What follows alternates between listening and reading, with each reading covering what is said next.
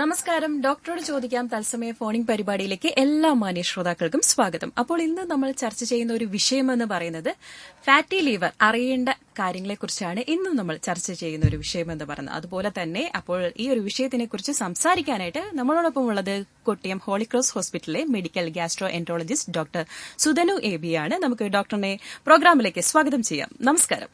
നമസ്കാരം.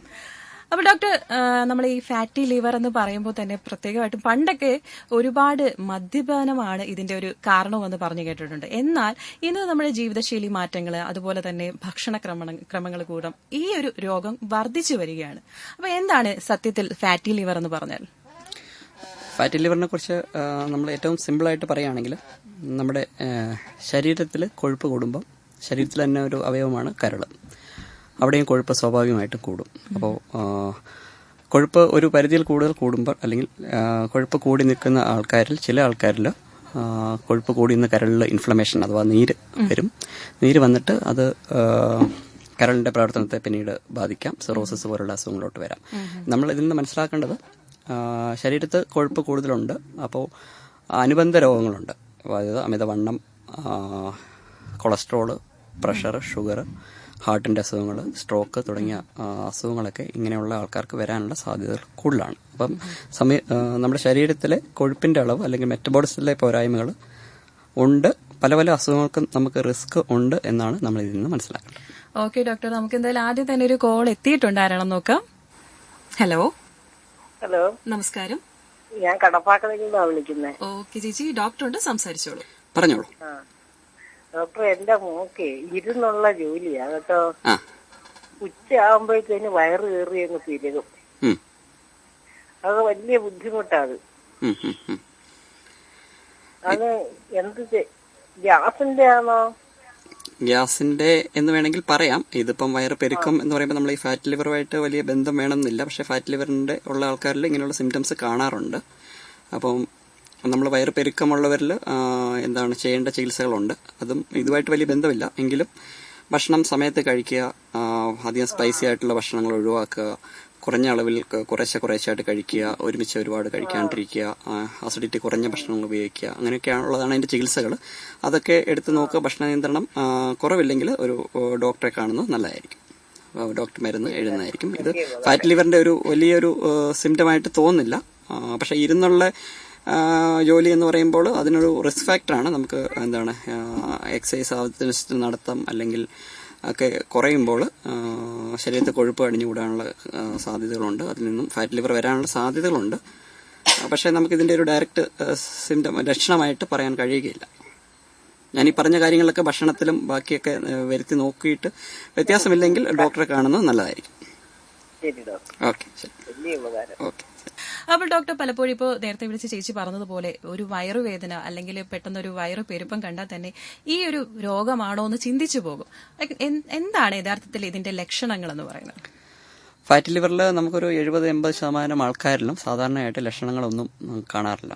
സാധാരണയായിട്ട് fat liver കണ്ടുപിടിക്കപ്പെടുന്ന മറ്റു ആവശ്യങ്ങൾക്ക് വേണ്ടി വയറുവേദന അല്ലെങ്കിൽ യൂട്രസ് സംബന്ധമായ അസുഖം അല്ലെങ്കിൽ പ്രഗ്നൻസി, അങ്ങനെ കല്ലുണ്ടോ എന്ന് നോക്കുമ്പോൾ വയറ്റിന്റെ സ്കാൻ എടുക്കുമ്പോൾ സാധാരണയായിട്ട് അൾട്രാസൗണ്ട് ചെയ്യുന്ന ഡോക്ടർ അതിനെ ഗ്രേഡ് 1, ഗ്രേഡ് 2, ഗ്രേഡ് 3 എന്നൊക്കെ പറഞ്ഞ് ഫാറ്റ് ലിവർ എന്ന് എഴുതും.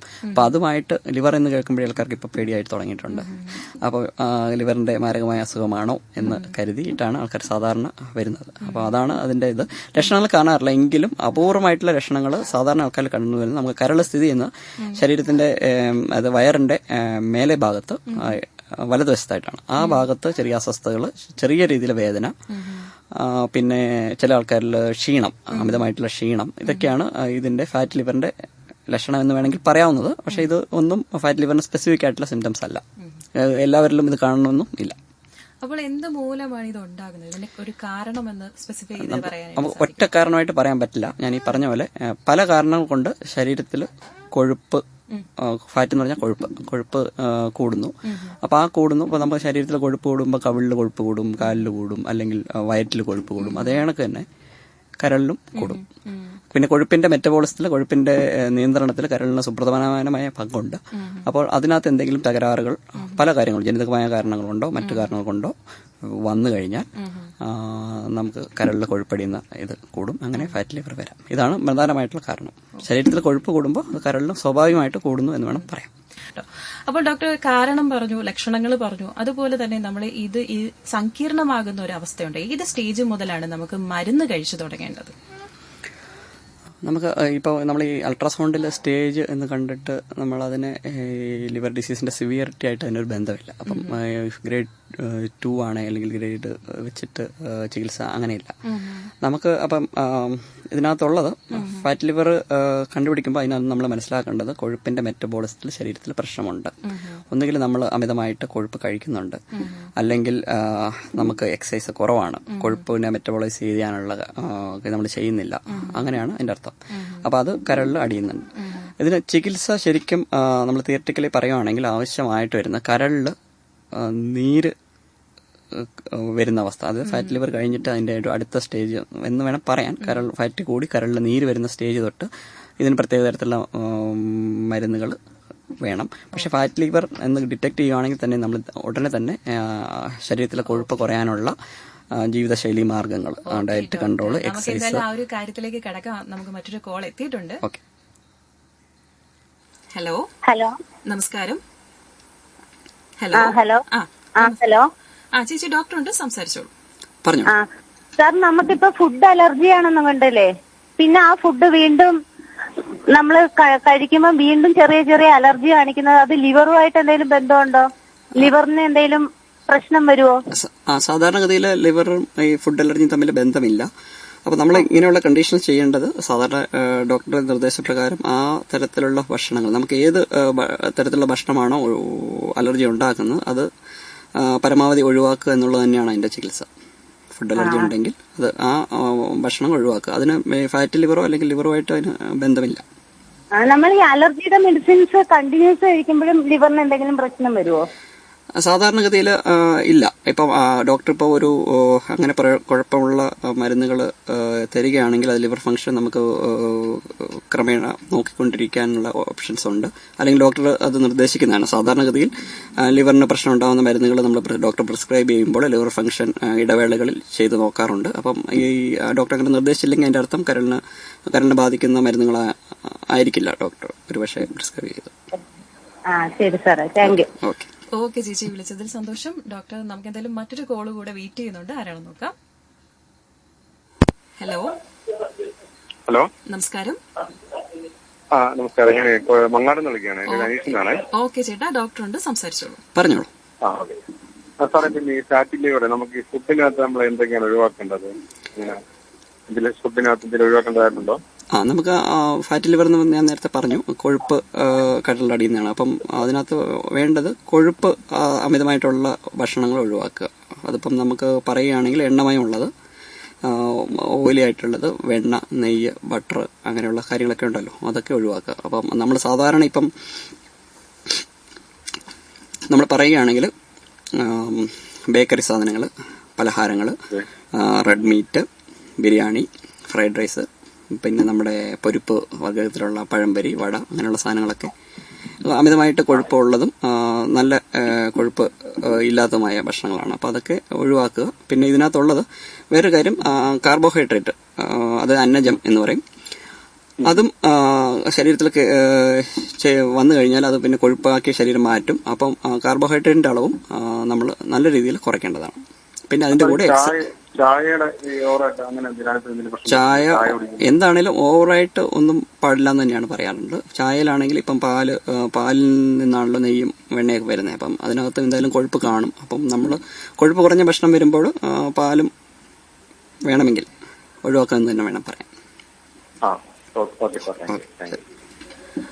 അപ്പോൾ എന്തായാലും നമ്മൾ സംസാരിച്ചു കൊണ്ടിരുന്ന കാര്യത്തിലേക്ക് കടക്കുന്നതിന് മുമ്പേ മറ്റൊരു കോള് കൂടെ എത്തിയിട്ടുണ്ട്. ഡോക്ടർ ആരാണോ നോക്കാം. ഹലോ. ഹലോ, നമസ്കാരം. എനിക്കൊരു 80 വയസ്സുണ്ട്. ഓക്കെ അച്ഛാ, ഡോക്ടർ ഉണ്ട്, സംസാരിച്ചോളൂ. പറഞ്ഞോളൂ. 80 വയസ്സുണ്ട്. ഞാൻ ഈ ഇടയ്ക്ക് ഈ അൾട്രാസൗണ്ട് സ്കാൻ ചെയ്തായിരുന്നു. അപ്പം ഈ ഫാറ്റി ലിവർ അതിനകത്തുണ്ട്. ഓക്കെ. അത് ഡോക്ടർ നോക്കിയിട്ട് ഒന്നും പറഞ്ഞില്ല അത്. ഓക്കെ. ഇപ്പം അത് ഡോക്ടർ നോക്കിയിട്ട് പറയാതിരിക്കേണ്ട കാര്യം, നമുക്ക് ഫാറ്റ് ലിവർ ഇപ്പം വളരെ സർവ്വസാധാരണമാണ്.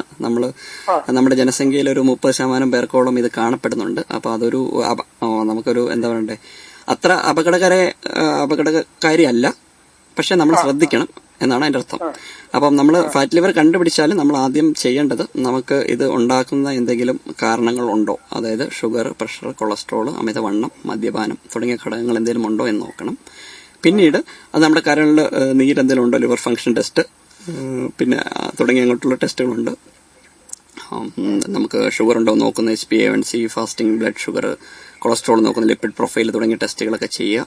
വൈറസുകളുണ്ടോ, കരളിനെ ബാധിക്കുന്ന വൈറസുകളുണ്ടോ നോക്കുക. അങ്ങനെയൊക്കെയുള്ളതാണ് ചെയ്യേണ്ടത്. അപ്പം ഫാറ്റ് ലിവർ കണ്ടു കഴിഞ്ഞാൽ ഡോക്ടറുടെ നിർദ്ദേശപ്രകാരം അത് ഇൻവെസ്റ്റിഗേറ്റ് ചെയ്യേണ്ടതാണ്. പിന്നെ വളരെ അപകടകാരി അല്ലാത്ത ഒരു കൊണ്ടായിരിക്കാം ഒരുപക്ഷെ ഡോക്ടർ അങ്ങനെ പറഞ്ഞത്. അതെ, അത് നമ്മളിപ്പോൾ ഗ്രേഡ് 1, ഗ്രേഡ് 2, ഗ്രേഡ് 3 എന്നൊക്കെ അൾട്രാസൗണ്ട് ചെയ്യുമ്പോൾ റിപ്പോർട്ട് ചെയ്യാറുണ്ട്. അതും അസുഖത്തിന്റെ തീവ്രതയുമായിട്ട് ബന്ധമില്ല. നമ്മൾ ഈ പറഞ്ഞ ഘടകങ്ങൾ ഉണ്ടോ എന്ന് നോക്കുകയാണ് വേണ്ടത്. ഫാറ്റ് ലിവർ കണ്ടുപിടിച്ച് കഴിഞ്ഞാൽ ഗ്രേഡ് 1 ആണ്, മിനിമം ആണ് എന്ന് ഇല്ലാതെ നമുക്ക് ഇതിനെ കൂട്ടുന്ന ഘടകങ്ങൾ അല്ലെങ്കിൽ ബാക്കിയുള്ള ഘടകങ്ങൾ എന്തെങ്കിലും ഉണ്ടോ എന്ന് ഡീറ്റെയിൽ ആയിട്ട് നോക്കണം. ഡോക്ടറെ ഒന്ന് ചോദിച്ചോട്ടെ? ചോദിച്ചോളൂ. ഞാൻ വല്ലപ്പോഴും ഒരു ഉഴുന്നോടെ കഴിച്ചു, അത് ആഗ്രഹം കൊണ്ടാ വല്ലപ്പോഴും. നമ്മൾ ഒരു കാര്യം തീരുമാനിക്കുമ്പോൾ അതിനകത്ത് സ്ട്രിക്റ്റ് ആയിരിക്കണം, എങ്കിലും കുഴപ്പമില്ലായിരിക്കും, അങ്ങനെ പറയാൻ പറ്റുള്ളൂ. ഇപ്പം വല്ലപ്പോഴും. അതെ. ഓക്കെ അച്ഛാ, വിളിച്ചതിൽ സന്തോഷം. അപ്പോൾ ആഗ്രഹങ്ങൾ കൊണ്ട് ഇങ്ങനെ ആഹാരം കഴിക്കുന്നത് മൂലം ഉണ്ടാകുന്ന ഒരു പ്രശ്നം ഉണ്ടാവും അല്ലേ? അതെ അതെ. അപ്പൊ എന്തായാലും നമുക്ക് അതിലേക്ക് കടക്കുന്നതിന് മുന്നേ മറ്റൊരു കോള് കൂടെ വന്നിട്ടുണ്ട്. ഹലോ. നമസ്കാരം. നമസ്കാരം. ഓക്കെ, ഡോക്ടറുണ്ട്, സംസാരിച്ചോളൂ. പറഞ്ഞോളൂ. ഡോക്ടർ, ഒരു ഡൗട്ട് ചോദിക്കാനാണ്. ഈ ഹെപ്പറ്റൈറ്റിസ് നേരത്തെ ബാധിച്ചുള്ളവർക്ക് ഈ ഫാറ്റി ലിവർ വരാൻ ചാൻസ് കൂടുതലുണ്ട്, അല്ലെങ്കിൽ എന്തെങ്കിലും കാര്യം ശ്രദ്ധിക്കണം എന്നുണ്ടോ? ഹെപ്പറ്റൈറ്റിസ് നമ്മൾ സാധാരണ കരളിനെ ദീർഘനാളത്തേക്ക് ബാധിക്കുന്ന ഹെപ്പറ്റൈറ്റിസുകൾ എയും ബിയും ആണ്. അപ്പൊ അത് രണ്ടുമാണോ ഉദ്ദേശിക്കുന്നത്? അതെ അതെ അതെ അതെ. സോറി, ബിയും സിയും ആണ്. സോറി, ബിയും സിയും ഇതിനകത്ത് ഏതെങ്കിലും ആണെങ്കിൽ ബി ആണെങ്കിൽ അതുമൂലം ഈ ഫാറ്റ് ലിവർ വരാം. പക്ഷെ അത് നമ്മൾ ഹെപ്പറ്റൈറ്റിസ് എന്ന് പറഞ്ഞു കഴിഞ്ഞാൽ ലിവറിലെ ഇൻഫ്ലമേഷൻ എന്നാണ് അർത്ഥം. അപ്പോൾ ഹെപ്പറ്റൈറ്റിസ് ബി ഉള്ളവർ കുറച്ചുകൂടെ സീരിയസ് ആയിട്ട് അതിനെ കാണേണ്ടതാണ്. കാരണം ഫാറ്റ് ലിവർ അല്ല, ഇങ്ങനെയുള്ളവർക്ക് സിറോസിസും അല്ലെങ്കിൽ മറ്റ് കരളിന്റെ അസുഖങ്ങളും മഞ്ഞ ഒക്കെയുള്ള കരളിലെ അസുഖങ്ങളും വരാൻ സാധ്യത കൂടുതലാണ്. അത് പ്രായം കൂടുന്തോറും അതിന്റെ വരാനുള്ള സാധ്യതകൾ കൂടും. അപ്പം നമ്മൾ ഹെപ്പറ്റൈറ്റിസ് ബി ഉണ്ടെങ്കിൽ അതിന്റെ റെഗുലറായിട്ട് അതിന്റെ ഫോളോ അപ്പ് ചികിത്സയും വേണമെന്നുള്ളത് നോക്കി തീരുമാനിക്കേണ്ടത്. ഫാറ്റ് ലിവർ എന്ന് മാത്രമായിട്ട് അതിനെ നമ്മൾ കാണരുത്. കുറച്ചുകൂടെ സീരിയസ് ആയിട്ട് ഉള്ള ലിവറിന്റെ അസുഖങ്ങൾ വരാനുള്ള സാധ്യത സാധാരണ ഫാറ്റ് ലിവറിനേക്കാളും കൂടുതലാണ് ഹെപ്പറ്റൈറ്റിസ് ബിയിൽ. ഇത് ഇൻ കേസ് എഫക്ട് ആയി കഴിഞ്ഞാൽ നമ്മൾ അതിന്റെ ഒരു ഫോളോ അപ്പ് എത്ര നാളിന്, അതായത് ഒരു 5 വർഷത്തിന് ശേഷം ചെയ്യണം, അല്ലെങ്കിൽ ഇത്ര പീരീഡിന് ശേഷം ചെയ്യണം, അല്ലെങ്കിൽ റെഗുലറായിട്ട് ചെയ്യണം എന്നല്ലോ ഉണ്ടോ? ഉണ്ട്. നമ്മൾ ഇപ്പോൾ ഗൈഡ് ലൈൻസിന്റെ നിർദ്ദേശപ്രകാരമാണെങ്കിൽ ഹെപ്പറ്റൈറ്റിസ് ബി ഉണ്ടെങ്കിൽ 6 മാസത്തിലൊരിക്കൽ ലിവർ ഫംഗ്ഷൻ ടെസ്റ്റ്, പിന്നെ വൈറസിന്റെ DNA അളവ് നോക്കണമെന്നാണ്. നമ്മുടെ ഏജ് കൂടുന്നതനുസരിച്ച്, ഞാൻ നേരത്തെ പറഞ്ഞ പോലെ ഏജ് കൂടുന്നതനുസരിച്ച് ഇതിന്റെ ഇന്റർവെല്ലിൽ വ്യത്യാസം വരും. നമുക്ക് സ്കാനിങ് എടുക്കേണ്ട പീരീഡിൽ വ്യത്യാസം വരും. അപ്പോൾ ഒരു 40 വയസ്സ് മേലെ ഉണ്ടെങ്കിൽ ഇന്ത്യക്കാരിൽ 6 മാസം കൂടുമ്പം വയറിന്റെ സ്കാൻ എടുക്കണമെന്ന് തന്നെയാണ് ഗൈഡ് ലൈൻസിൽ നിർദ്ദേശിക്കുന്നത്. SGPT അല്ലെ SGOT എന്ന് പറയുന്ന ഒരു ഫാക്ടർ ഉണ്ടല്ലോ ഇതിനകത്ത്. അതെ. അതിന്റെ ഈ കൗണ്ട്, അതായത് മീൻസ് എടുക്കുമ്പോൾ ടെസ്റ്റ് എടുക്കുമ്പോൾ റിസൾട്ട് അനുസരിച്ച് ഇത് നമുക്ക് എന്തെങ്കിലും ഐഡന്റിഫൈ ചെയ്യാൻ പറ്റും? അതെ അതെ, അതാ ഞാൻ പറഞ്ഞ ലിവർ ഫംഗ്ഷൻ ടെസ്റ്റ് ചെയ്യണമെന്നുള്ളത്. അത് സാധാരണഗതിയിൽ എല്ലാവരിലും നമ്മൾ 6 മാസം കൂടുമ്പോൾ ചെയ്യണമെന്ന് നിർദ്ദേശിക്കാറുണ്ട്. അപ്പം അതിൽ വ്യത്യാസം ഉണ്ടെങ്കിൽ നമ്മൾ DNA ഒക്കെ നോക്കി വൈറസിന്റെ അളവ് കൂടുതലാണെങ്കിൽ ഹെപ്പറ്റൈറ്റിസ് ബിക്ക് മരുന്നുകളുണ്ട്, വാക്സിനും ഉണ്ട്. അപ്പം ചികിത്സയിലോട്ട് കടക്കേണ്ടതാണ്. അത് ലിവർ SGPT എന്ന് പറയുന്നത് ഹെപ്പറ്റൈറ്റിസിനെ ആശ്രയിക്കുന്ന ഒരു സാധനമാണോ, അതോ ഈ ഫാറ്റി ലിവറിന്റെ ആയിട്ട് ഡയറക്റ്റ് ബന്ധമുള്ളതാണ്? നമ്മളിപ്പം SGOT SGPTയിൽ വ്യത്യാസമുണ്ട് എന്ന് പറഞ്ഞാൽ എൻ്റെ അർത്ഥം ലിവറിൽ ഫാറ്റ് ലിവർ അല്ല, അത് കുറച്ചുകൂടെ തീവ്രമായിട്ട് ലിവറിൽ ഇൻഫ്ലമേഷൻ ഉണ്ട്, അതായത് വൈറസ് കുറച്ചുകൂടെ കരളിനെ ബാധിച്ചു കൊണ്ടിരിക്കുന്നു എന്ന് വേണം കരുതാൻ. അപ്പം അങ്ങനെയുള്ള ഘട്ടത്തിൽ നമ്മൾ അതിന്റെ ചികിത്സയിലോട്ട് കടക്കുന്നതായിരിക്കും നല്ലത്. അത് വൈറസിന്റെ അളവ് കൂടുതലുണ്ടോ എന്ന് നോക്കി ലിവറിനെ കുറച്ചുകൂടെ തീവ്രമായിട്ട് ബാധിക്കുന്നു എന്നാണ് SGOT SGPT എലിവേറ്റ് അല്ല കൂടുമ്പോൾ നമ്മൾ മനസ്സിലാക്കേണ്ടത്. അപ്പോൾ 1 in 6 months നമ്മൾ LFT ടെസ്റ്റ് ചെയ്യുന്നതാണ് നല്ലത്. പിന്നെ ഡോക്ടറുടെ നിർദ്ദേശപ്രകാരം DNA ആവശ്യമാണെങ്കിൽ ഇത് കൂടി ഡോക്ടർ ഇപ്പോൾ സംശയിക്കുന്നതാണ് വൈറസിന്റെ ഇതുമൂലമാണ് ഇത് ഉണ്ടോയെന്ന് അറിയണമെങ്കിൽ നമ്മൾ DNA ടെസ്റ്റ്, അതായത് വൈറസിന്റെ അളവ് അറിയുന്ന ടെസ്റ്റ് ചെയ്യേണ്ടതാണ്. പിന്നെ ഇതിനകത്തുള്ള വേറെ ഘടകം, ഇപ്പം നമുക്ക് ഹെപ്പറ്റൈറ്റിസ് ബി ഉണ്ട്, HUOT SGPT കൂടുതലാണ്. അപ്പോൾ അതിന് മറ്റു കാരണങ്ങളുണ്ട്. ഇപ്പോൾ നമ്മളിപ്പോൾ മദ്യപിക്കുന്നുണ്ട്, അല്ലെങ്കിൽ നമുക്ക് ഷുഗറുണ്ട്, അല്ലെങ്കിൽ അമിതവണ്ണം ഉണ്ടെങ്കിൽ അതും ഈ HUOT SGPT കൂടാൻ കാരണമാണ്. അപ്പം വൈറസ് കൊണ്ടാണോ ഇതുകൊണ്ടാണോ എന്ന് അറിയാൻ വേണ്ടിയിട്ടാണ് വൈറസിന്റെ ടെസ്റ്റ് കൂടെ ചെയ്യുന്നത്. അപ്പം വൈറസിന്റെ അളവ് കൂടുതലാണെങ്കിൽ ഇതുകൊണ്ടാണെന്ന് അനുമാനിക്കുകയും വൈറസിനെതിരെയുള്ള ചികിത്സകൾ തേടുകയാണ് വേണ്ടത്. ഓക്കെ ചേട്ടാ, വിളിച്ചതിൽ സന്തോഷം. അപ്പോൾ ഡോക്ടർ, നമുക്ക് മറ്റൊരു കോള് കൂടെ വെയിറ്റ് ചെയ്യുന്നുണ്ട്. ആരാണെന്ന് നോക്കാം. ഹലോ. നമസ്കാരം. നമസ്കാരം. ചേട്ടാ, റേഡിയോയുടെ വോളിയം ഒന്ന് കുറച്ച് വെക്കാമോ? ഹലോ. അല്പം കൂടി കുറയ്ക്കാമോ? നമ്മുടെ കോള് ബ്രേക്ക് ആവും കേട്ടോ, അതുകൊണ്ടാണ് ഇങ്ങനെ പറയുന്നത്. തീർച്ചയായിട്ടും. ഓക്കെ ചേട്ടാ, ഡോക്ടറുണ്ട്, സംസാരിച്ചു. പറഞ്ഞോളൂ. ഡോക്ടറെ, ഞാൻ 60 വയസ്സുള്ള ഒരു ആൻജിയോപ്ലാസ്റ്റി ചെയ്ത വ്യക്തിയാണ്. ചിത്രയിലാണ് ചെയ്തത്. അങ്ങനെ എനിക്ക് കൊളസ്ട്രോൾ കാരണമാണ് ഈ 2 ബ്ലോക്ക് വന്നത്. കൊളസ്ട്രോളിന്റെ ഗുളിക എന്ന് പറയുന്നത് ഇപ്പം ഡോക്ടർ എഴുതിയ അനുസരിച്ച് അസ്റ്റോർ എന്നും പറഞ്ഞ് ഗുളിക കഴിക്കുന്നത്. അസ്റ്റോർ. അന്നേരം ഈ അസ്റ്റോർ ഗുളിക കഴിക്കുന്ന അസ്റ്റോർ 40 എഴുതി തന്നിരിക്കുന്നത്. ഇപ്പൊ ഞാൻ ടെസ്റ്റ് ചെയ്തപ്പോ അത് 20 ആക്കി തന്നു. അത് പതിച്ചുകൊണ്ടിരിക്കുക. ഇത് കഴിക്കുന്നതുകൊണ്ട് ലിവറിനും ലിവർ ഫംഗ്ഷനും എല്ലാം വ്യത്യാസം ഉണ്ടാവുമോ, ഫ്ലാറ്റ് ഉണ്ടാവാനോ എല്ലാം സാധ്യത ഉണ്ടോ എന്നുള്ളത്. ഇത് ഡോക്ടർ ഡോസ് കുറയ്ക്കാൻ എന്തെങ്കിലും പ്രത്യേക കാരണം എന്തെങ്കിലും പറഞ്ഞായിരുന്നോ? ഇല്ല, കുറയ്ക്കാൻ പറഞ്ഞില്ല. 20 ചെക്ക് ചെയ്തപ്പം പിന്നെ കൊളസ്ട്രോൾ കുറവായതിന്റെ പേരിൽ 20 കഴിക്കാൻ പറഞ്ഞു. ഇതിനെക്കുറിച്ച് എനിക്ക് പറയാനുള്ളത്, നമുക്ക് കൊളസ്ട്രോൾ ഉള്ളവരിൽ ഈ സ്റ്റാറ്റിൻ ഗുളികൾ ഡോക്ടർമാരിപ്പോൾ പ്രിസ്ക്രൈബ് ചെയ്യുന്നുണ്ട്. സ്റ്റാറ്റിൻ ഗുളികൾ സാധാരണഗതിയിൽ കരളിന് ഒരു സാരമായ പ്രശ്നങ്ങൾ ഉണ്ടാക്കാറില്ല. തുടക്കത്തിൽ ഗുളിക നമ്മൾ തുടങ്ങുന്ന സമയത്ത് ചെറിയൊരു ഈ HUOT SGPT ചെറിയൊരു എലിവേഷൻ വരികയും അതിനുശേഷം ലിവർ അത് അഡാപ്റ്റ് ചെയ്ത ശേഷം അത് പഴയ ലെവലിലോട്ട് പോവുകയാണ് ചെയ്യുന്നത്. വളരെ സാരമായ കരളിന് പ്രശ്നങ്ങൾ സ്റ്റാറ്റിൻ ഗുളികൾ ഉണ്ടാക്കാറില്ല. അതിപ്പോൾ കൊളസ്ട്രോൾ വന്ന് ലിവറിനെ ബാധിച്ചിട്ടുള്ളവരിൽ പോലും നമ്മൾ സ്റ്റാറ്റിൻ ഗുളികൾ കൊടുക്കാറുണ്ട്. അത് തന്നെയാണ് അതിന്റെ ചികിത്സ. അത് നമ്മൾ കരളിന്റെ ലിവർ ഫംഗ്ഷൻ എന്തെങ്കിലും വ്യത്യാസം വരുന്നുണ്ടെന്ന് നോക്കി വിടുന്നാൽ മതി. അത് മോണിറ്റർ ചെയ്താൽ മതിയാവും. സാരമായ പ്രശ്നങ്ങൾ കരളിനെ സാധാരണഗതിയിൽ സ്റ്റാറ്റിൻസ് ഉണ്ടാക്കാറില്ല. സിറോസിസ് ഉള്ളവരിൽ പോലും, കരളിന്റെ പ്രശ്നം തീവ്രമായിട്ടുള്ളവരിൽ പോലും സ്റ്റാറ്റിൻ ഗുളികൾ ഇപ്പോൾ അനുവദനീയമാണ്.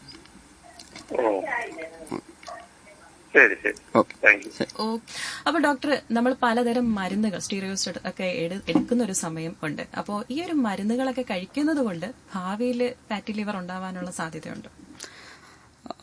ഉണ്ട് എന്ന് തന്നെ വേണം പറയാൻ. അതിനകത്തുള്ളത് ഇപ്പം ഫാറ്റ് ലിവർ, ചില ഡ്രഗ്സ്, പല തരത്തിലുള്ള ഡ്രഗ്സ്, അതിനകത്തൊന്നാണ് ഇപ്പോൾ പറഞ്ഞ സ്റ്റെറോയിഡ്, ഹോർമോൺ തെറാപ്പികൾ, പിന്നെ ചില ആന്റി ക്യാൻസർ ഡ്രഗ്സ്, ഇപ്പം സോറിയാസിന് ഉപയോഗിക്കുന്ന മെത്തോട്രെക്സേറ്റ്, പിന്നെ ഹാർട്ടിന് ഉപയോഗിക്കുന്ന അമിയോഡോറോൺ, അങ്ങനെ പല തരത്തിലുള്ള ഗുളികകളും HIV മരുന്നുകളൊക്കെ ഫാറ്റ് ലിവർ ഉണ്ടാക്കാറുണ്ട്. അപ്പം നമുക്കതിനകത്ത് ഏതാണ് തീവ്രമായിട്ട് ഉള്ളത് അതിനനുസരിച്ച് വേണം മുന്നോട്ട്. സ്റ്റെറോയിഡ് ഇപ്പം ഒക്കെ ചില ഘട്ടങ്ങളിൽ ജീവൻ രക്ഷ മരുന്നുകളാണ്. അപ്പോൾ ആന്റി ക്യാൻസർ ഡ്രഗ്സ്, അപ്പം ഫാറ്റ് ലിവർ ബാധിക്കുമെങ്കിൽ അതിനകത്ത് നമ്മൾ കുറച്ചുകൂടെ ഇന്റൻസീവായിട്ട് ലിവർ ഫംഗ്ഷൻ മോണിറ്റർ ചെയ്യുക. ഒരു പരിധിയിൽ കൂടുതൽ ലിവറിനെ അത് ബാധിക്കുന്നുണ്ട് എങ്കിൽ മരുന്നിന്റെ ഡോസ് കുറയ്ക്കുകയോ വേറെ മരുന്ന് എടുക്കുകയോ ഒക്കെ ചെയ്യാവുന്നതാണ്. എന്തായാലും മരുന്നുകൾ ഫാറ്റ് ലിവറിന്റെ ഒരു കാരണമാണ്. അതിൽ പറഞ്ഞ മുഖ്യമായിട്ടുള്ള കാര്യങ്ങൾ സ്റ്റെറോയിഡും ഹോർമോൺ തെറാപ്പി അങ്ങനെയുള്ള മരുന്നുകൾ തന്നെയാണ് ഫാറ്റ് ലിവർ ഉണ്ടാക്കുന്നത്. പക്ഷേ നമുക്ക് ഇപ്പോൾ ഫാറ്റ് ലിവർ ഉണ്ട് എന്ന് കരുതി മരുന്ന് നിർത്തി നമ്മൾ തീവ്രമായ അസുഖത്തിലോട്ട് പോകേണ്ടതില്ല. വളരെ മോണിറ്റർ ചെയ്ത് ഡോക്ടർ അതിന് അനുസരിച്ചുള്ള കാര്യങ്ങൾ ചെയ്യുന്നതാണ്. ഓക്കെ ഡോക്ടർ, നമുക്ക് മറ്റൊരു കോൾ കൂടി വെയിറ്റ് ചെയ്യാം. ഹലോ. നമസ്കാരം. ഓക്കെ, ഇതാരാ സംസാരിക്കുന്നേ? ഇതേവരത്തുനിന്നൊരു 72 വയസ്സുള്ളൊരു വയസ്സിനാണ്. ഓക്കെ അച്ഛാ, ഡോക്ടറുണ്ട്, സംസാരിച്ചു. പറഞ്ഞോളൂ. ശരി. നമസ്കാരം ഡോക്ടർ. 72 വയസ്സൊന്നും ഒരു വയസ്സല്ല കേട്ടോ. ഇത് ഞാൻ നിരന്തരമായിട്ട് ഒരു വർഷങ്ങളായിട്ട് പ്രഷറിനും അതിനുമെല്ലാം ഗുളിക കഴിച്ചുകൊണ്ടിരിക്കുകയാണ്. ഹോസ്പിറ്റലുമായിട്ട് ഇതുവരെ ഒന്നും ബന്ധപ്പെട്ടിട്ടും കിടന്നിട്ടൊന്നുമില്ല. ഈ ഗുളികയായിട്ട് ഇങ്ങനെ കഴിക്കുക, സമയങ്ങളിൽ കൃത്യമായി ഭക്ഷണങ്ങൾ ക്രമീകരിച്ച് ഇങ്ങനെ പോകുന്നുണ്ട്, കുഴപ്പമില്ലാതെ പോകുന്നുണ്ട്. ഓക്കെ, പറഞ്ഞോളൂ. അപ്പൊ ഇതിനകത്ത് എന്തെങ്കിലും മാറ്റം വരുത്തണോ, അല്ല മറ്റേ ശാരീരിക അസ്വസ്ഥതകളൊന്നും തോന്നിയിട്ടില്ല. ചില സമയങ്ങളിൽ ഒരു അസ്വസ്ഥത തോന്നും. അപ്പൊ കുറച്ചു നേരം കിടക്കുമ്പോ അങ്ങ് മാറും. എന്നാലും ഈ നമ്മൾ തരുന്ന ഗുളികളൊന്നും മുടങ്ങിയിട്ടില്ല. ഓക്കെ. അപ്പൊ നമുക്ക് പ്രഷർ ഉണ്ടെന്നാണ് പറഞ്ഞത് അല്ലേ? പ്രഷർ. കൊളസ്ട്രോൾ ഉണ്ടോ? ഇല്ല. ഇല്ല. അപ്പൊ നമ്മൾ ഈ പ്രഷർ ഷുഗറും ഇല്ല. അപ്പം അമിതവണ്ണമുണ്ടോ? ഇല്ല, വളരെ മെലിഞ്ഞിരിക്കുക. ഒരു 49 കിലോ വെയിറ്റ് വരും. 40. അപ്പം വളരെ കുറവാണ്. ഓക്കെ. അപ്പം അത്യാവശ്യം ഹെൽത്തി ആയിട്ടുള്ള ഇതായിട്ട് തോന്നുന്നു. അപ്പൊ എങ്കിലും നമുക്ക് പ്രഷർ ഈ പറഞ്ഞ ഈ ഫാറ്റ് ലിവറിന്റെ ഒരു അനുബന്ധ രോഗമായിട്ട് കണക്കാക്കപ്പെടുന്നുണ്ട്. അപ്പൊ പ്രഷറിലുള്ളവരിൽ വേണമെങ്കിൽ നല്ല ഒരു ഫാറ്റ് ലിവർ ഉണ്ടോ എന്ന് നോക്കാം. എനിക്കൊരു ചെറിയ ഒരു സ്വഭാവമുണ്ട്. ഞാൻ സ്മോൾ ആയിരിക്കും. അതെ. സ്മോൾ ആണോ ലാർജ് ആണോ? ലാർജ് അല്ല, സ്മോളേ ഉള്ളൂ. ഓക്കെ. അപ്പൊ അത് റെഗുലർ ആയിട്ട് കഴിക്കുമോ? വൈകുന്നേരം ആകുമ്പോഴത്തേക്ക് ഒരു ചെറുതൊരെണ്ണം അടിക്കും. 30 അല്ല 60. അപ്പം അത് നമുക്ക് ഡോക്ടറോട് കള്ളം പറയാനല്ലേ പറഞ്ഞേക്കും. ഓക്കെ. അപ്പം സ്ഥിരമായിട്ടുള്ള മദ്യപാനം, പ്രത്യേകിച്ച് ഈ അനുബന്ധ രോഗമുള്ളവരിൽ നമുക്ക് എന്താ പറയുക, പ്രോത്സാഹിപ്പിക്കാൻ പാടില്ല എന്നാണ്. പിന്നെ ഇപ്പോഴത്തെ പഠനങ്ങൾ കാണിക്കുന്നത് എത്ര ചെറിയ അളവിലുള്ള മദ്യപാനവും എത്ര ചെറിയ അളവിലുള്ള മദ്യപാനം പോലും കരളിനെ അല്ലെങ്കിൽ മറ്റവയവങ്ങളെ ബാധിക്കുന്നു എന്നുള്ളതാണ് പുതിയ പഠനങ്ങൾ കാണിക്കുന്നത്. അതുകൊണ്ട് സോഷ്യൽ ഡ്രിങ്കിങ് അല്ലെങ്കിൽ ബോധ്യപ്പെടാറില്ല. പക്ഷെ വേറെ കാരണം എനിക്ക് നല്ല അസ്വസ്ഥത തോന്നി കഴിയുമ്പോൾ വൈകുന്നേരം അസ്വസ്ഥ കഴിയുമ്പോൾ പ്രഷർ എനിക്ക് കുറച്ചാണെന്ന് എനിക്ക് തോന്നി കഴിയുമ്പോഴത്തേക്ക് ഒരു സ്മോൾ 60 അടിച്ച് കഴിയുമ്പോഴത്തേക്ക് അത് നോർമലാവും. എന്നാലും ഒരു ഡോക്ടർ എന്ന നിലയിൽ എനിക്കത് എന്താണ് പ്രോത്സാഹിപ്പിക്കാൻ അല്ലെങ്കിൽ പറ്റത്തില്ല. ഇപ്പോഴത്തെ പഠനങ്ങൾ കാണിക്കുന്നത് ഇത് തന്നെയാണ്. സത്യം പറയണമല്ലോ, രോഗി സത്യം പറയണമല്ലോ. വളരെ നല്ല കാര്യം. ഓക്കെ. ശരിയാ, ഇത് തന്നെ കണ്ടിന്യൂ ചെയ്താൽ മതിയാ? അല്ല, നമ്മൾ ഫാറ്റ് ലിവർ ഈ പ്രഷർ കൂടുതൽ നാളുകളായിട്ടുള്ളത് കൊണ്ടും മദ്യപാനം സ്ഥിരമായിട്ടുള്ളത് കൊണ്ടും ഫാറ്റ് ലിവർ ഉണ്ടോ, ലിവർ ഫംഗ്ഷനിൽ എന്തെങ്കിലും വ്യത്യാസം ഉണ്ടെന്ന് നോക്കുന്നത് നല്ലതായിരിക്കും. കാരണം നമുക്ക് അവിടെ പ്രഷർ ഉള്ളതും മദ്യപാനം ഉള്ളതും ഫാറ്റ് ലിവർ ഉണ്ടാവാനുള്ള സാധ്യത കൂട്ടുന്ന ഘടകങ്ങളാണ്. അപ്പോൾ എന്തായാലും ഫാറ്റ് ലിവർ ഉണ്ടോ എന്നൊരു അൾട്രാസൗണ്ട് ചെയ്തും ലിവർ ഫംഗ്ഷൻ ടെസ്റ്റ് ചെയ്ത് നോക്കേണ്ടത് അനിവാര്യമായിട്ട് എനിക്ക് തോന്നുന്നു. ശരി, ഞാൻ ക്രമീകരിക്കാൻ നോക്കുന്നതായിരിക്കും. ഓക്കെ. പിന്നെ അല്ലാതെ ശരി ഡോക്ടർ. ഓക്കെ. വിളിച്ചതിൽ സന്തോഷം. അപ്പോൾ ഡോക്ടർ, പലർക്കും ഉള്ളൊരു സംശയമാണ്, ഞാൻ ഇടയ്ക്കിടയ്ക്ക് മദ്യപിക്കാറുള്ളൂ, ഇനി മദ്യപിച്ചാലുള്ള പ്രശ്നം ഇങ്ങനെ തന്നെ കണ്ടിന്യൂ ചെയ്ത് പോകുമോ, അല്ലെങ്കിൽ ഈ ഒരു പ്രശ്നം ഉണ്ടാകുമോ? സത്യത്തില് മദ്യപാനം കൂടുന്നത് കുഴപ്പമാണെന്നറിയാം, പക്ഷെ എത്ര അളവ് വരെ പോകാം, അല്ലെങ്കിൽ ഇത് കംപ്ലീറ്റ്ലി ഒഴിവാക്കണോ എന്നതാണ് സംശയം.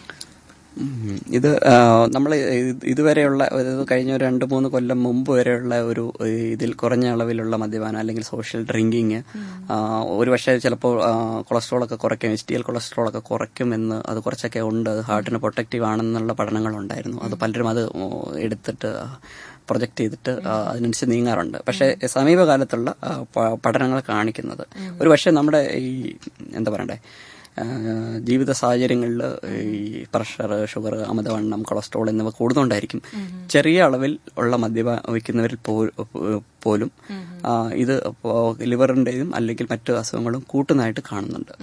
ലിവർ ക്യാൻസർ വരെയുള്ളത് സോഷ്യൽ ഡ്രിങ്കിങ് ഉള്ളവരിൽ കൂടുതലായിട്ട് കാണുന്നുണ്ട്. അതെനിക്ക് തോന്നുന്നു ഈ ഓൾറെഡി അമിതവണ്ണമൊക്കെ ഉള്ളവർ മദ്യപിക്കുമ്പം അവർക്ക് രണ്ടും കൂടെ റിസ്ക് ഫാക്ടറായിട്ട് വന്നിട്ട് ചെറിയ റിസ്കുകൾ വലിയ റിസ്ക് ആവുകയും അത് കൂടുതൽ വലിയ രോഗത്തിലോട്ട് നയിക്കുകയും ചെയ്യുന്നുണ്ട് ആയിട്ട് കാണുന്നു. അതുകൊണ്ട് ഇപ്പോഴത്തെ കൺസെപ്റ്റ് എനിക്ക് തോന്നുന്നു മദ്യപാനം എത്ര അളവിലാണെങ്കിൽ പോലും ഒഴിവാക്കേണ്ടതാണെന്നാണ് പറയുന്നത്. ഓക്കെ.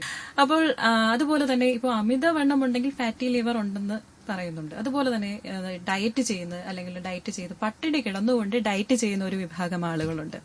ഇങ്ങനെയുള്ളവരിലും ഫാറ്റി ലിവർ കാണാൻ സാധ്യതയുണ്ടെന്ന് പറയുന്നത് ശരിയാണോ?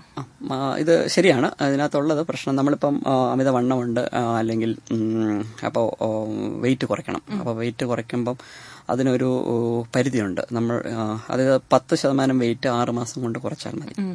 അതിൽ കൂടുതൽ പെട്ടെന്ന് നമ്മൾ കുറയ്ക്കാൻ ശ്രമിക്കുമ്പോൾ ഈ മെറ്റബോളിസത്തിൽ തകരാറുകൾ വരികയും കരളിൽ കൊഴുപ്പ് കൂടുതലായിട്ട് അടിയുകയും ചെയ്യുന്നതായിട്ട് കണ്ടുവരുന്നുണ്ട്. അതുകൊണ്ട് പെട്ടെന്നുള്ള വെയിറ്റ് ലോസ്, അതായത് വെയിറ്റ് കുറയ്ക്കുന്ന ശ്രമങ്ങൾ നമ്മൾ ഉപേക്ഷിക്കേണ്ടതാണ്. അതൊരു ഡയറ്റീഷ്യന്റെ അല്ലെങ്കിൽ ഒരു ഡോക്ടർ മേൽനോട്ടത്തിൽ വളരെ ക്രമാനുമായിട്ട് അധികമായിട്ട് ചെയ്യേണ്ടതാണ്. പെട്ടെന്ന് ഉള്ള വെയിറ്റ് ലോസ് ഗുണത്തെക്കാളേറെ നമുക്ക് ദോഷം ചെയ്യും. പിന്നെ ഈ ഗോൾഡ് സ്റ്റോൺസ്, പിത്തസഞ്ചിയിൽ കല്ലുണ്ടാവുന്നു, അങ്ങനെയുള്ള കാര്യങ്ങളൊക്കെ ഉണ്ടാക്കും. ഫാറ്റ് ലിവർ ഉണ്ടാവുന്നു, ലിവർ ഫംഗ്ഷനിൽ വ്യത്യാസം വരുന്നു, അങ്ങനെ ഉണ്ടാകും. അതുകൊണ്ട് പെട്ടെന്നുള്ള വെയിറ്റ് ലോസ് നമ്മൾ ഒഴിവാക്കുക.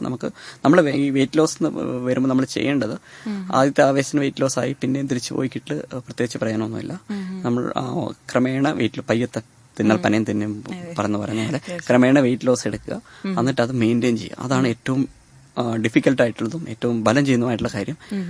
കുറഞ്ഞ വെയിറ്റ് അത് നമ്മൾ മെയിൻറ്റെയിൻ ചെയ്തുകൊണ്ട് പോകുക എന്നുള്ളതാണ്. അതാണ് വേണ്ടത്. Okay doctor. അപ്പോൾ ഈ ഒരു പ്രശ്നം അല്ലെങ്കിൽ ഫാറ്റി ലിവർ എന്ന് കേൾക്കുമ്പോൾ തന്നെ എല്ലാവർക്കും പേടി തോന്നുന്ന ഒരു കാര്യം എന്ന് പറയുന്നത്, ഈ ഒരു പ്രശ്നം ഇനിയൊരു ലിവർ ക്യാൻസറോ ലിവർ സിറോസിസോ ആകാനുള്ള സാധ്യത എത്രത്തോളം ഉണ്ട്? ഇപ്പം നമ്മൾ ഫാറ്റ് ലിവർ എന്ന് കണ്ടു. അതിൽ ഞാൻ ഈ പറഞ്ഞ പോലെ തീവ്രമായ അസുഖം, അതായത് ലിവറിൽ നീര് വരുന്ന, നമ്മളതിനെ നാഷ് എന്ന് വിളിക്കും, ലിവറിൽ ഇൻഫ്ലമേഷൻ വരുന്ന കണ്ടീഷൻ, അതിലൊരു ഫാറ്റ് ലിവർ ഉള്ളവരിൽ 10-15% പേരിലേ കാണാറുള്ളൂ. അതായത് ബാക്കിയുള്ള ആൾക്കാരിൽ ഗുരുതരമായ പ്രശ്നങ്ങൾ ഇല്ല. ഈ ലിവറിൽ ഇൻഫ്ലമേഷൻ അഥവാ നാഷ് എന്ന് വിളിക്കുന്ന ഉണ്ടെങ്കിൽ അങ്ങനെയുള്ള ആൾക്കാരിൽ കുറച്ചുകൂടെ ഇന്റൻസീവ് ആയിട്ടുള്ള ചികിത്സകൾ വേണം. അവർ മറ്റുള്ളവരിൽ വേണ്ട എന്നല്ല, അവർ ജീവിത ശൈലിയിലുള്ള മാറ്റം വരുത്തണം. ചില മെഡിസിൻസ് അവർക്ക് പ്രിസ്ക്രൈബ് ചെയ്യാറുണ്ട്. ഈ ലിവറിൽ നീര് വരുന്നു എന്ന് പറഞ്ഞാൽ അതിന്റെ അർത്ഥം അവർക്ക് ലിവറുമായി ബന്ധപ്പെട്ട് സിറോസിസ് അല്ലെങ്കിൽ സിറോസിസ് വന്നിട്ട് സിറോസിസ് കൂടുന്നു, ഒരുപക്ഷെ കരളിൽ ക്യാൻസർ വരുന്നു, അങ്ങനെയുള്ള സാധ്യത കൂടുതലാണ്. അപ്പം ലിവറിൽ നീരുള്ളവരിൽ ലിവറിൽ ഇൻഫ്ലമേഷൻ ഉണ്ട് എന്ന് പല ടെസ്റ്റുകളിൽ കൂടെ നമുക്ക് അറിയാൻ പറ്റുകയാണെങ്കിൽ അങ്ങനെയുള്ളവർ കുറച്ചുകൂടെ സീരിയസ് ആയിട്ട് ഇതിനെ കാണേണ്ടതാണ്. ഓക്കെ ഡോക്ടർ, നമുക്ക് മറ്റൊരു കോള് കൂടെ എത്തിയിട്ടുണ്ട്. ഹലോ ഹലോ ചേച്ചി, റേഡിയോയുടെ വോളിയം ഒന്ന് കുറയ്ക്കാമോ? ഹലോ, എനിക്ക് വർഷങ്ങൾക്ക് മുമ്പ് ഒരു എക്സ്റേ എടുത്തപ്പോഴേ എനിക്ക് കരളിനടിയിൽ ചെറുതായിട്ട് വെള്ളം കെട്ടി കിടപ്പുണ്ടെന്ന് ഡോക്ടർ പറഞ്ഞു. എക്സ്റേ ആണോ അതോ അൾട്രാസൗണ്ട് സ്കാൻ ആണോ? എക്സ്റേ എടുത്തപ്പോ. അതെ, പറഞ്ഞോളൂ. പക്ഷെ അത് ഇപ്പൊ ഒത്തിരി വർഷമായിട്ടും എനിക്കത് ഒരു വിഷമോ ബുദ്ധിമുട്ടും ഒന്നും ഉണ്ടാക്കുന്നില്ല. ശരി, അപ്പൊ നമുക്കിതിനെ ഫാറ്റി ലിവറായിട്ട് ബന്ധപ്പെടുത്തി പറയുകയാണെങ്കിൽ അമ്മയ്ക്ക് ഈ പറഞ്ഞ ഷുഗർ, പ്രഷർ, കൊളസ്ട്രോൾ, അമിതവണ്ണം അങ്ങനെ എന്തെങ്കിലും ഉണ്ടോ? ഉണ്ട്. എല്ലാം ഉണ്ടോ? എന്താണുള്ളത്? ഷുഗറും ഉണ്ട്, പ്രഷറും ഉണ്ട്. ഉണ്ട്. അപ്പം ഇതൊക്കെ കൺട്രോൾഡ് ആയിട്ടാണോ പോകുന്നത്? എങ്ങനെയുണ്ട്? അത് ഒത്തിരി കൂടെ ചിലപ്പം ഷുഗർ ഇച്ചിരി കുറയുമ്പോ എന്തായാലും മധുരമുള്ള എന്തെങ്കിലും കഴിക്കും, അപ്പോഴങ്ങ് മാറും. അപ്പൊ വലുതായിട്ട് കൺട്രോൾഡ് അല്ല എന്നാണ് അർത്ഥം. അപ്പം ഇങ്ങനെ ഈ ഷുഗറും പ്രഷറും ഒക്കെ ഉള്ളവര് അവർക്ക് ഫാറ്റി ലിവർ പ്രത്യേകിച്ച് കൺട്രോൾഡ് അല്ലെങ്കിൽ ഫാറ്റി ലിവർ ഒക്കെ ഉണ്ടാവാൻ സാധ്യതയുണ്ട്. അപ്പോൾ അതൊക്കെ ഉണ്ടോ എന്ന് നോക്കേണ്ടതാണ്. ഷുഗറും കൺട്രോൾഡ് ആണോ എന്ന് റെഗുലർലി ചെയ്ത് നോക്കേണ്ടതാണ്. അപ്പോൾ എനിക്ക് തോന്നുന്നു ഒരു അൾട്രാസൗണ്ട് സ്കാനും ലിവർ ഫംഗ്ഷൻ ടെസ്റ്റും എന്തായാലും ഇങ്ങനെ ഇത്രയും അസുഖമുള്ളവരിൽ പ്രത്യേകിച്ച് കൺട്രോൾഡ് അല്ലെങ്കിൽ വേണ്ടതാണ്. അത് ഇതുകൊണ്ടായിരിക്കും അങ്ങനെ ആവുന്നത്. ഏതുകൊണ്ടാ? കരളിന്റെ അടിയിൽ ഇങ്ങനെ വെള്ളം ഉണ്ടായത്. അത് കരളിന്റെ അടിയിൽ വെള്ളം സാധാരണ സിറോസിസ് ഉള്ള ആൾക്കാരിലൊക്കെയാണ് സാധാരണ കാണുന്നത്. ഡോക്ടർ അത് എന്താ ഉദ്ദേശിച്ചെന്ന് നമുക്ക് മനസ്സിലാവുന്നില്ല. എന്തായാലും ഒരു അൾട്രാസൗണ്ട് എടുത്ത് നോക്കിയാൽ കരളിന്റെ അടിയിലോ ചുറ്റുപാടുമോ വെള്ളമുണ്ടോ ഇല്ലയോ എന്ന് നമുക്ക് എന്തായാലും അറിയാൻ പറ്റും. അതിന്റെ കൂട്ടത്തിൽ ഫാറ്റ് ലിവർ ഉണ്ടോ ഇല്ലയോ എന്ന് നമുക്കറിയാൻ പറ്റും. അപ്പൊ അതൊന്ന് ചെയ്ത് നോക്കുന്നത് നല്ലതായിരിക്കും. ഓക്കെ അമ്മ, വിളിച്ചതിൽ സന്തോഷം. അപ്പോൾ ഡോക്ടർ, നമുക്ക് എന്തായാലും മറ്റൊരു കോള് കൂടെ വെയിറ്റ് ചെയ്യുന്നുണ്ട്. ആരാണെന്ന് നോക്കാം. ഹലോ. ഹലോ, നമസ്കാരം. നമസ്കാരം. ഓക്കെ ചേച്ചി, ഡോക്ടറുണ്ട്, സംസാരിച്ചോളൂ. പറഞ്ഞോളൂ. ഹലോ ഡോക്ടർ, എനിക്ക് 63 വയസ്സുള്ള, എനിക്കൊരു 3 വർഷത്തിന് മുമ്പ് പെട്ടെന്ന് ഈ തൊഴിലുറപ്പ് ചെയ്തുകൊണ്ടിരിക്കുമ്പോൾ, ഇതിനു മുമ്പ് അങ്ങനെ ഇറങ്ങിയിട്ടില്ല, അധ്വാനമായിട്ട് കഠിനാധ്വാനത്തിന് ഇറങ്ങിയിട്ടില്ലായിരുന്നു. അങ്ങനെ ഇറങ്ങിയ സമയത്ത് എനിക്ക് കുറച്ചു ദിവസം ജോലി ചെയ്ത് കഴിഞ്ഞപ്പോഴാണ് ഒരു ദിവസം പെട്ടെന്ന് വിയർത്ത് ഒരു ക്ഷീണവും ഒക്കെ ആയിട്ട് ആകെ ഒരു ശ്വാസം കിട്ടാത്ത പോലെയൊക്കെ വന്നിരുന്നു. അപ്പൊ പിന്നെ ECG ഒക്കെ എടുത്തപ്പോ ECGയിൽ വേരിയേഷൻ ഉണ്ട്. എക്കോ TMT ഒക്കെ എടുക്കുമ്പോൾ അതിനകത്തൊന്നും പ്രശ്നമില്ലായിരുന്നു. ഇപ്പൊ പിന്നെ വീണ്ടും അത് കുറെ നാള് അങ്ങനെ 1.5 മാസം റെസ്റ്റ് കഴിഞ്ഞ് പിന്നെ ഗുളിക കഴിക്കാതിരുന്നു. അപ്പൊ എനിക്ക് നെഞ്ചരപ്പൊന്നും ഉണ്ടായിട്ടില്ല. പിന്നെ നെഞ്ചരപ്പ് ഇങ്ങനെ ഉണ്ടായി. പിന്നെ ഈ ഗ്യാസിന്റെ പ്രശ്നം എനിക്ക് വർഷങ്ങളായിട്ടേ ഉള്ളതാ, ഭയങ്കര പ്രശ്നമാണ്. അപ്പൊ ഇപ്പം ആദ്യം ഈ ഹാർട്ടിന്റെ തന്നെ എനിക്ക് ഈ വേദന, നെഞ്ചരപ്പ് വരുമ്പോ ആസ്പിരിനൊക്കെ തരുമ്പോ കഴിക്കാനൊക്കത്തില്ല. 2 നേരം ഗ്യാസിന്റെ ഗുളിക കഴിച്ചാലും എനിക്കത് കഴിക്കാൻ പറ്റുന്നില്ല. അങ്ങനെ ഗുളിക ഇപ്പൊ മാറ്റി തന്ന് 2 സൈസിലെ ഗുളിക ഇപ്പൊ മാറ്റി തന്നു. സോർബട്രേറ്റും പിന്നെ കോംബിലറ്റിനെന്തും പറയുന്ന ഗുളിക ഇപ്പം കഴിക്കുന്നത്. പിന്നെ അതുപോലെ ശ്വാസകോശം ഇപ്പൊ ചുരുങ്ങുന്നുണ്ട്. ഇപ്പൊ ഈ കോവിഡ് വാക്സിൻ 3 എടുത്തതിന് ശേഷമായി എനിക്കിത് 3 വാക്സിനും എടുത്തിരുന്നു. അതിന്റെയൊക്കെ ശേഷമായി എനിക്കിപ്പോ ഇതൊക്കെ ഉണ്ടായത്. അപ്പൊ ഇപ്പം കോവിഷീൽഡിനകത്ത് പാർശ്വഫലം ഉണ്ടെന്നൊക്കെ കണ്ടപ്പോഴാണ് ഇപ്പം അതൊക്കെ ഒരു സംശയം വന്നത്. അപ്പൊ അപ്പൊ ഞാനിപ്പം ഇൻഹേലർ ഉപയോഗിക്കുന്നുണ്ട്. ശ്വാസകോശം ചുരുങ്ങുകൊണ്ട് 2 നേരവും പിന്നെ ഫോർമറ്റോമോൾ അങ്ങനെ അത് ഫോറോക്കോട്ട് ഉപയോഗിക്കുന്നുണ്ട്. അപ്പൊ ഈ ഗുളികകൾ കൊളസ്ട്രോൾ എനിക്കുണ്ട്. ഷുഗർ BP ഒന്നും ഇല്ല. കൊളസ്ട്രോൾ ആദ്യം ഒരു 10 mg ആയിരുന്നു അറ്റോർവാക്സിൻ കഴിക്കുന്നത്. അത് അന്നേരം 183 ഒക്കെ ആയിട്ട് ഗുളിക കഴിക്കുമ്പോ അതിന്റെ 200 തന്നെയായിരുന്നു നിൽക്കുന്നത്. അപ്പൊ നെഞ്ചരപ്പ് പിന്നെ വന്നതുകൊണ്ട് ഡോക്ടർ ഇപ്പൊ ഇതിനകത്ത് നെഞ്ചരിച്ചിലാണോ അതോ നെഞ്ചിന്റെ അസ്വസ്ഥത അഥവാ നെഞ്ച് വേദനയാണോ, എന്താണ് പ്രശ്നം? നെഞ്ച് വേദന ചിലപ്പോ ഉണ്ടാവും. പിന്നെ അങ്ങ് വയറിന് പ്രശ്നമാണ്. ഈ പരിപ്പ് കൂട്ടിയ പ്രശ്നം, പയറ് കൂട്ടിയ പ്രശ്നം, വയറ് ഏത് നേരവും അങ്ങ് വീർത്ത് വരും. അപ്പൊ ചെറിയൊരു എരിവ് കൂട്ടിയാലേ പുളി കൂട്ടിയാലേ ഒക്കെ എനിക്ക് കുഴപ്പമാണ്. അപ്പൊ വെറും കഞ്ഞി ഉപ്പൊഴിച്ച് കുടിച്ചാൽ മാത്രം വലിയ കുഴപ്പമില്ല. അപ്പൊ ഇങ്ങനെ ഞാനിപ്പോ ഈ ഗുളികകൾ ഒരുപാട് ഇങ്ങനെ കഴിക്കുന്നുണ്ട്. അപ്പൊ എനിക്ക് ഈ ഗുളികകൾ കഴിക്കുമ്പോ ഇപ്പൊ കുഴപ്പമായി. 2 നേരവും ഇപ്പം റാസോഡി എന്നുള്ള ഗുളിക കഴിച്ചിട്ടാണ് ഞാൻ ഇതൊക്കെ കഴിക്കുന്നത്. അപ്പൊ ഇതൊക്കെ ഈ കഴിക്കുന്നത് സ്റ്റിറോയിഡ് ആണല്ലോ ഈ ഇൻഹേലറൊക്കെ. അപ്പൊ എനിക്ക് ഈ ഫാറ്റ് ലിവർ വരാനുള്ള സാധ്യത ഉണ്ടാവുമോ? അതിനെ കുറിച്ച് പറയാം. നമ്മളിപ്പം നമ്മള് ഈ ശ്വാസകോശ സംബന്ധമായ കാര്യങ്ങൾക്ക് വേണ്ടി ഉപയോഗിക്കുന്ന സ്റ്റിറോയിഡുകൾ ഒരിക്കലും അത് വലിയ അളവിലല്ല. 1, 2 അത് നമ്മുടെ ബ്ലഡിൽ അല്ലെ ശരീരത്തിലോട്ട് വേണ്ട അവയവത്തിൽ മാത്രമേ അത് വർക്ക് ചെയ്യത്തുള്ളൂ സാധാരണഗതിയിൽ. അപ്പൊ അതുകൊണ്ട് സാധാരണയായിട്ട് ഈ ലങ്സിൽ മാത്രമേ അല്ലെങ്കിൽ ശ്വാസകോശ ഭാഗങ്ങളിൽ മാത്രമേ അത് ആക്ട് ചെയ്യത്തുള്ളൂ. അതുകൊണ്ട് നമുക്ക് നമ്മുടെ കരളിനെയോ അല്ലെങ്കിൽ ബാക്കി അവയവങ്ങളെ അത് സാധാരണഗതിയിൽ ബാധിക്കാറില്ല. വളരെ കുറഞ്ഞ അളവിൽ ഏറ്റവും ലഘുവായിട്ടുള്ള നമുക്ക് വേണ്ട അവയവത്തെ മാത്രം ബാധിക്കുന്ന രീതിയിലുള്ള ഒരു പ്രത്യേക പ്രിപ്പറേഷനാണത്. അതുകൊണ്ട് ആ കാര്യത്തിൽ പേടിക്കേണ്ടതില്ല. പിന്നെയുള്ളത് നമ്മൾ ഈ ഹാർട്ടിന്റെ അസുഖത്തിനുള്ള എക്കോസ്പിരിൻ പോലുള്ള മരുന്ന് കഴിക്കുമ്പോൾ നമുക്ക് അസിഡിറ്റിയും ബാക്കി വയറിന്റെ അസ്വസ്ഥതകളും വരാറുണ്ട്. അപ്പോൾ ഈ അസിഡിറ്റി കുറയ്ക്കുന്ന മരുന്നുകൾ അതിന്റെ കൂടെ ഉപയോഗിക്കാവുന്നതാണ്. അപ്പൊ എനിക്ക് 52 വയസ്സുണ്ട്. 52 കിലോയാ വെയിറ്റ്. 63 വയസ്സുണ്ടോ? 52 കിലോ വെയിറ്റാ. അത് വലിയ വെയിറ്റ് അല്ല ആയിട്ട് തോന്നുന്നില്ല. പക്ഷെ കൊളസ്ട്രോൾ ഒക്കെ ഉണ്ടല്ലോ. കൊളസ്ട്രോൾ ഉണ്ട്. ഇപ്പൊ ഈ ഹാർട്ടിന്റെ ഈ പ്രശ്നം ഇപ്പൊ ഇങ്ങനെ വന്നതിന് ശേഷം ഇപ്പൊ മറ്റേ ഞാൻ നടക്കുകയൊക്കെ ചെയ്യുമായിരുന്നു. ഇപ്പൊ അതിപ്പോ എനിക്കൊരു പേടിയായിരുന്നു. നെഞ്ചരപ്പൊക്കെ വരുമെന്നുള്ളത് വെച്ച് ഇപ്പൊ അങ്ങനെ നടക്കുന്നൊന്നുമില്ല. മറ്റേ നടക്കുകയൊക്കെ ചെയ്യുമ്പോ 150ന്റെ ഉള്ളിലൊക്കെ കൊളസ്ട്രോൾ വന്നോണ്ടിരുന്നതാ. ഇപ്പൊ ഈ നടക്കുന്നോണ്ട് കുഴപ്പമുണ്ടോ? നമ്മളത് എനിക്കൊന്ന് കാർഡിയോളജിസ്റ്റിന്റെ നിർദ്ദേശപ്രകാരം ഈ ഹാർട്ടിന്റെ അസുഖത്തിന്റെ തീവ്രത അനുസരിച്ച് നമുക്ക് എത്രത്തോളം അത് ടോളറേറ്റ് ചെയ്യാൻ പറ്റും, അല്ലെങ്കിൽ എത്രത്തോളം പറ്റും എന്നൊക്കെ അവരാണ് തീരുമാനിക്കുന്നത്. അപ്പൊ അത് കാർഡിയോളജിസ്റ്റിന്റെ നിർദ്ദേശപ്രകാരം ചെയ്യുക. ഒരുപക്ഷെ അവരതിൽ കറക്റ്റ് ആയിട്ടുള്ള പ്രിസ്ക്രിപ്ഷൻസ് തരുമായിരിക്കും. ശരി ഡോക്ടർ. ഓക്കെ ചേച്ചി, വിളിച്ചതിൽ സന്തോഷം. എന്തായാലും മറ്റൊരു കോള് കൂടെ വെയിറ്റിംഗിലാണ് ഡോക്ടർ. ഹലോ. നമസ്കാരം. എന്റെ പേര് ഗീതു എന്നാണ്. ഓക്കെ, റേഡിയോയുടെ വോളിയം ഒന്ന് കുറയ്ക്കാമോ? ഹലോ. കേൾക്കാമോ? ഓക്കെ, ഡോക്ടർ ഉണ്ട്, സംസാരിച്ചോളൂ. പറഞ്ഞോളൂ. ഡോക്ടറെ ഇതിന്റെ ഇടയ്ക്ക് സ്കാൻ ചെയ്തിട്ട് ഗ്രേഡ് 1 ഫാറ്റി ലിവർ ഒക്കെ കാണിച്ചായിരുന്നു. ഓക്കെ, നമ്മൾ സ്കാൻ ചെയ്യാൻ എന്തായിരുന്നു കാരണം? അത് ഫൈബ്രോയിഡിന് സംബന്ധമായിട്ട് സ്കാൻ ചെയ്തതാണ്. അപ്പൊ ഗ്രേഡ് 1 ഫാറ്റി ലിവർ കാണിക്കുന്നുണ്ട്. ഷുഗർ ഉണ്ട്. BP ലോയാ, കൊളസ്ട്രോളും ഇല്ല. വണ്ണം ഇല്ല, മെലിഞ്ഞ ആളാണ്. 56 കിലോയേ ഉള്ളൂ. ഷുഗർ ഉണ്ടെന്നല്ലേ പറഞ്ഞത്? അതെ. ഷുഗർ കൺട്രോൾഡ് ആണോ? ഷുഗർ ചിലപ്പം കൂടും. ഇടയ്ക്ക് മരുന്ന് കഴിച്ചുകൊണ്ടിരിക്കുകയാണ്.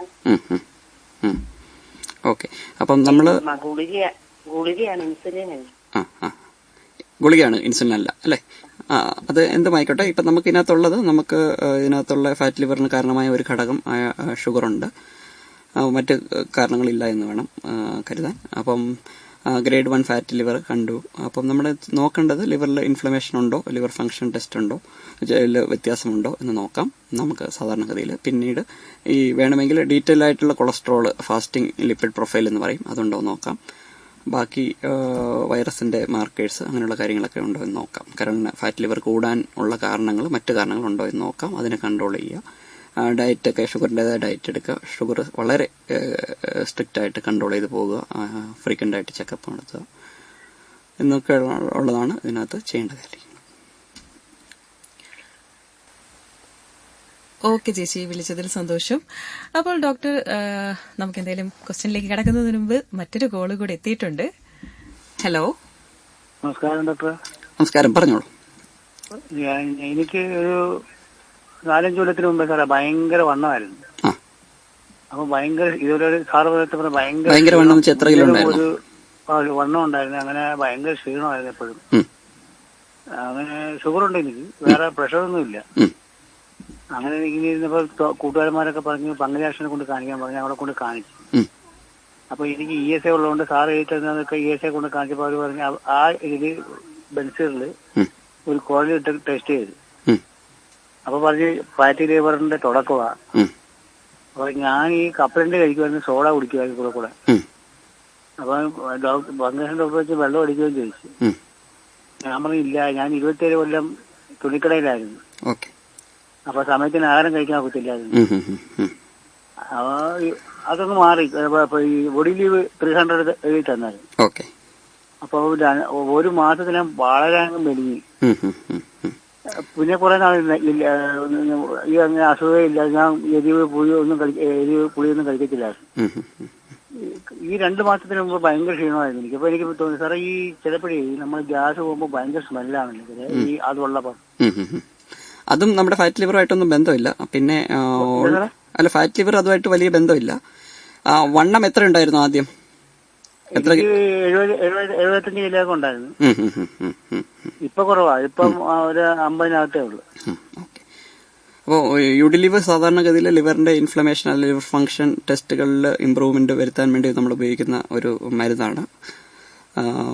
അത് ലിവർ ഫംഗ്ഷൻ ഇമ്പ്രൂവ് ആയിട്ടുണ്ടോ എന്ന് നമുക്ക് നോക്കാവുന്നതാണ്. ഇപ്പോഴത്തെ ലിവറിന്റെ സ്റ്റാറ്റസ് ഒക്കെ ഒന്ന് നോക്കാവുന്നതാണ്. ലിവർ ഫംഗ്ഷനിൽ വ്യത്യാസമുണ്ടോ, ഫാറ്റ് ലിവർ ഉണ്ടോ, മറ്റ് അനുബന്ധ രോഗങ്ങളുണ്ടോ എന്നുള്ളതൊക്കെ നമുക്ക് ഈ ഘട്ടത്തിൽ നോക്കാവുന്നതാണ്. അതാണ് ചെയ്യേണ്ടത്. പിന്നെ നടക്കണം എന്ന് പറഞ്ഞപ്പോൾ അതെ, വെയിറ്റ് കുറയ്ക്കാൻ ആവശ്യമായ കാര്യങ്ങളെല്ലാം ചെയ്യാം. അതായത് ഭക്ഷണ നിയന്ത്രണം, എക്സസൈസ് എല്ലാം വേണം. ഇപ്പൊ നല്ല കുറവാ കേട്ടോ. ആണ്. അപ്പൊ അത് മെയിൻറ്റെയിൻ ചെയ്തുകൊണ്ട് പോവുക. ലിവർ ഫംഗ്ഷൻസ് ഇടയ്ക്ക് നോക്കുക. നമ്മുടെ ഷുഗർ ഉണ്ടെങ്കിൽ അത് കൺട്രോൾ ചെയ്യുക. അത് ചെക്ക് ചെയ്യുക. അത് അപ്പം നമ്മളിപ്പം ഷുഗർ കൂടുതലായിട്ടുള്ളവര് മറ്റ് കാര്യങ്ങൾ ചെയ്താൽ പോരാ. ആദ്യം ചെയ്യേണ്ടത് ഷുഗർ നിയന്ത്രിച്ചു കൊണ്ട് പോകുക എന്നുള്ളത് തന്നെയാണ്. ഫാറ്റ് ലിവർ കാരണം ഷുഗർ ആണെങ്കിൽ അതിനെ തന്നെ കൺട്രോൾ ചെയ്താലേ പറ്റുകയുള്ളൂ. അപ്പൊ അത് വളരെ സ്ട്രിക്റ്റ് ആയിട്ട് നോക്കുക. അതാണ് നമ്മൾ ചെയ്യേണ്ടത്. ഓക്കെ, പറഞ്ഞോളൂ. ഞാൻ ഹോളി ക്രോസിൽ കൊട്ടിയം. ഓക്കെ ചേട്ടാ, വിളിച്ചതിൽ സന്തോഷം. അപ്പോൾ ഡോക്ടർ, നമ്മള് മറ്റൊരു സംശയം എന്ന് പറയുന്നത്, ഇപ്പോ കുട്ടികളിൽ ഫാറ്റി ലിവർ വരാനുള്ള സാധ്യതയുണ്ടോ? നമ്മൾ സാധാരണ ഫാറ്റ് ലിവർ മുതിർന്നവരിലാണ് പറയുന്നത്. പക്ഷേ ഈ പറയുന്ന പോലെ ജീവിതശൈലിയിലെ വ്യത്യാസങ്ങൾ കുട്ടികളെയും ബാധിച്ചു തുടങ്ങിയിട്ടുണ്ട്. അപ്പം കുട്ടികളിൽ ഇപ്പം എക്സസൈസ് ഇല്ലാത്തത്, അല്ലെങ്കിൽ കളികളില്ലാത്തത്, റൂമിൽ തന്നെ ഇരുന്ന് TV അല്ലെങ്കിൽ അങ്ങനെയുള്ള കാര്യങ്ങൾ കാണുന്നു. ഭക്ഷണശീലങ്ങൾ, പ്രത്യേകിച്ച് ബേക്കറി സാധനങ്ങൾ, പലഹാരങ്ങൾ, അങ്ങനെയുള്ള കാര്യങ്ങളൊക്കെ അമിതമായിട്ട് കണ്ടുവരുന്നുണ്ട്. അതുകൊണ്ട് ഒബീസിറ്റി കുട്ടികളിലുമുണ്ട്. അപ്പം അതിന് പ്രൊപ്പോർഷനായിട്ട് തന്നെ ഫാറ്റ് ലിവർ പീഡിയാട്രിക് ഏജ് ഗ്രൂപ്പിലും കാണുന്നുണ്ട്. അത് കൂടിക്കൂടി വരിക തന്നെയാണ്. അതുപോലെ തന്നെ ഫാറ്റി ലിവർ വന്നു കഴിഞ്ഞാൽ ഈ ഭാവിയിൽ എത്രത്തോളം അതിനൊരു സങ്കീർണതയുണ്ട്? ഞാൻ നേരത്തെ അതിനെക്കുറിച്ച് പറഞ്ഞെന്ന് തോന്നുന്നു. അതിനകത്ത് ഫാറ്റ് ലിവർ വന്നു കഴിഞ്ഞാൽ നമ്മൾ മെയിനായിട്ട് ഇപ്പം വെറും ഫാറ്റ് ലിവർ ഉണ്ട്, ലിവറിൽ നീരുണ്ട്. അപ്പം ഈ വെറും ഫാറ്റ് ലിവർ ഉള്ളവരിൽ ഒരു 10-15% പേർക്ക് ലിവറിൽ നീര് വരും. ഈ നീര് വരുന്ന ആൾക്കാരിൽ ലിവർ സംബന്ധമായ അസുഖങ്ങൾ, അതായത് സിറോസിസ്, കരൾ ക്യാൻസർ, അങ്ങനെയുള്ള കാര്യങ്ങൾ വരാനുള്ള സാധ്യത കൂടുതലാണ്. അതുകൊണ്ട് ആ നീര് ഇൻഫ്ലമേഷൻ ഉള്ള ആൾക്കാർക്ക് ലിവർ സംബന്ധമായ അസുഖങ്ങൾ കുറച്ച് ഇപ്പം ഇൻഫ്ലമേഷൻ ഉള്ളവർക്ക് ഒരു 5% പേർക്ക് ഭാവിയിൽ അതിന്റെ ഘടകങ്ങൾ കൺട്രോൾ ചെയ്തില്ലെങ്കിൽ സിറോസിസ് പോലെയുള്ള അസുഖങ്ങൾ, കരൾ സംബന്ധമായ അസുഖങ്ങൾ വരാൻ സാധ്യതയുണ്ട്. പിന്നെ ഈ വെറും ഫാറ്റി ലിവറിൽ ഉള്ളവർക്ക് കൂടുതലും അവർക്ക് ഏറ്റവും കൂടുതൽ പ്രശ്നങ്ങൾ ഉണ്ടാവുന്നത് ഹൃദ്രോഗം തന്നെയാണ്. അവർക്ക് ഫാറ്റ് ലിവർ അങ്ങനെ തന്നെ പോകും. പക്ഷെ അവർക്ക് സീരിയസ് ആയിട്ടുള്ള കണ്ടീഷൻസ് അല്ലെങ്കിൽ അവർ മരണപ്പെടുന്നതിന് അവരുടെ മരണ കാരണം സിറോസിസ് അവിടെ വന്നില്ല. അങ്ങനെയുള്ളവരിൽ കൂടുതലായിട്ടും കണ്ടുവരുന്നത് അല്ലെങ്കിൽ തീവ്രമായിട്ടുള്ളത് ഹൃദ്രോഗങ്ങൾ, അത് ഹാർട്ടിന്റെ ധമനികളിൽ കൊഴുപ്പടിഞ്ഞ് ഹാർട്ട് അറ്റാക്ക് പോലുള്ള അസുഖങ്ങൾ വരുന്നത്. അപ്പം അതാണ് അതിനകത്ത് പ്രമുഖമായിട്ട് നമ്മൾ എടുക്കേണ്ടത്. Okay doctor. അപ്പോൾ മറ്റൊരു സംശയം എന്ന് പറഞ്ഞാൽ നമ്മളിപ്പോൾ ആൽക്കഹോളിക് ഫാറ്റി ലിവർ ഉണ്ട്, നോൺ ആൽക്കഹോളിക് ഫാറ്റി ലിവർ, രണ്ടിൽ ഏതാണ് ഏറ്റവും കൂടുതൽ അപകടം എന്ന് പറയാം? രണ്ടിലും അപകടം എന്ന് പറഞ്ഞു കഴിഞ്ഞാൽ എനിക്ക് ആൽക്കഹോളിക് എന്ന് വേണം പറയാം. കാര്യം എന്താ വെച്ചാൽ ഈ സ്ഥിരമായിട്ട് മദ്യപിക്കുന്ന അല്ലെങ്കിൽ ഒരു പരിധിയിൽ കൂടുതൽ മദ്യപിക്കുന്ന ആൾക്കാരിൽ സിറോസിസ് പെട്ടെന്ന് വരും. രണ്ട്, ആൽക്കഹോളിക് ഹെപ്പറ്റൈറ്റിസ് എന്നുള്ളൊരു കണ്ടീഷനുണ്ട്. അതായത് അവരിൽ മഞ്ഞ, കണ്ണിനൊക്കെ മഞ്ഞ വരുന്നു. ഞങ്ങൾ അതിനെ സിവിയർ ആൽക്കഹോളിക് ഹെപ്പറ്റൈറ്റിസ് എന്ന് പറയും. അപ്പൊ മഞ്ഞ വരുന്നു, INR പോലുള്ള ഘടകങ്ങൾ കൂടുന്നു. അങ്ങനെയുള്ളവര് ഈ മദ്യപിക്കുന്ന ആൾക്കാരിൽ ഫാറ്റ് ലിവർ ഉണ്ട്, അവർ മദ്യപാനം തുടരുന്നു. ആൽക്കഹോളിക് ഹെപ്പറ്റൈറ്റിസ് വന്നു കഴിഞ്ഞാൽ അവര് മരണപ്പെടാനുള്ള സാധ്യത വളരെ വളരെ കൂടുതലാണ്. അപ്പൊ സാധാരണ ഫാറ്റ് ലിവർ ഒരു പക്ഷേ എന്താ പറയണ്ടേ, ഒരു 10-20 കൊല്ലം എടുത്ത് സിറോസിസ് വന്ന് പിന്നെ അത് കൂടി സിറോസിസ് മോശമായി അങ്ങനെയൊക്കെ പോയി വർഷങ്ങളോളം പോകും. പക്ഷെ മദ്യപാനം ഉള്ളവരിൽ, ഫാറ്റ് ലിവർ ഉള്ളവരിൽ അവർ മദ്യപാനം തുടരുകയാണെങ്കിൽ മേ ബി 10 കൊല്ലം ഒക്കെ ആകും തന്നെ ഈ ആൽക്കഹോളിക് ഹെപ്പറ്റൈറ്റിസ് വരാം. പിന്നെ സിറോസിസ് രണ്ടും കൂടെ വരാം. സിറോസിസ് വരാം, ആൽക്കഹോളിക് ഹെപ്പറ്റൈറ്റിസും വരാം. അപ്പൊ അതൊക്കെ മരണകാരണങ്ങൾ കൂട്ടുന്ന ഘടകങ്ങളാണ്. അത് തിയററ്റിക്കലി പറയുകയാണെങ്കിൽ സിവിയർ ആയിട്ട് ഈ മദ്യപാനം ഉള്ളവരിൽ മഞ്ഞ വരികയാണെങ്കിൽ അവർ മരണപ്പെടാനുള്ള സാധ്യത 40% 40% മരണപ്പെടാനുള്ള സാധ്യതയുണ്ട്. അപ്പം അതിനെ തന്നെ വേണം കൂടുതലായിട്ട്. എന്ന് വെച്ചാൽ ഇത് നിസ്സാരക്കാരനല്ല, ആൽക്കഹോളിക് ലിവർ ഡിസീസ് തന്നെയാണ് മാരകമായിട്ട് വരുന്നത്. Okay doctor. അപ്പൊ ഡോക്ടർ, ഇപ്പോ ഈ ഒരു കാലഘട്ടത്തില് സ്ത്രീകളിൽ പണ്ട് കാലത്ത് അങ്ങനെ ഈ ഒരു പ്രശ്നം കണ്ടുവരുന്നില്ല. പക്ഷെ ഇപ്പോ കൂടുതലും റിപ്പോർട്ട് ചെയ്യുന്നത് സ്ത്രീകളിൽ ഫാറ്റി ലിവർ ആണ്. അതിനുള്ള കാരണം എന്താണ്? ഒന്ന്, മദ്യപാനം. സ്ത്രീകളുടെ മദ്യപാനം ഉണ്ടെന്നല്ല പറഞ്ഞു. അതായത് പണ്ട് നമ്മൾ ആണുങ്ങളിൽ കൂടുതൽ കാണുന്നു ഫാറ്റി ലിവർ എന്ന് കേൾക്കുമ്പോഴേ മദ്യപാനം പ്രൊപ്പോർഷനായിട്ട് പോകുമായിരുന്നു. സ്ത്രീകളിൽ പൊതുവെ നമ്മുടെ നാട്ടിൽ മദ്യപാനം കുറവാണ്. അതുകൊണ്ട് ലിവർ ഡിസീസ് സ്ത്രീകളിൽ പണ്ട് കുറവായിരുന്നു. അപ്പോൾ ഇപ്പോഴത്തെ ട്രെൻഡ് അല്ലെങ്കിൽ ഇപ്പോഴത്തെ സാഹചര്യങ്ങളിൽ ഈ ജീവിതശൈലി രോഗങ്ങൾ കൂടുതലായിട്ട് സ്ത്രീകളിൽ കണ്ടുവരുന്നുണ്ട്. അതിന്റെ കാരണങ്ങൾ സ്ത്രീകൾ പൊതുവെ സെഡൻറ്ററി, അതായത് അധികം വർക്ക് ചെയ്യാതെ അല്ലെങ്കിൽ വീട്ടിലിരുന്ന് ഉള്ളവരാണ്. പിന്നെ പറയുകയാണെങ്കിൽ സ്ത്രീകളിലാണ് കൂടുതൽ അൾട്രാസൗണ്ട് എടുക്കുന്നത്, അല്ലെ? യൂട്രസ് സംബന്ധമായിട്ട്, പ്രസവ സംബന്ധമായിട്ടും അല്ലെങ്കിൽ അത് സംബന്ധമായിട്ട് കൂടുതൽ സ്കാൻ എടുക്കുന്ന സ്ത്രീകളിലാണ്. അപ്പൊ അത് മറ്റൊരു കാരണമാണ്. പിന്നെ എക്സസൈസ് സ്ത്രീകളിൽ പൊതുവെ എനിക്ക് തോന്നുന്നു കുറവായിരിക്കും.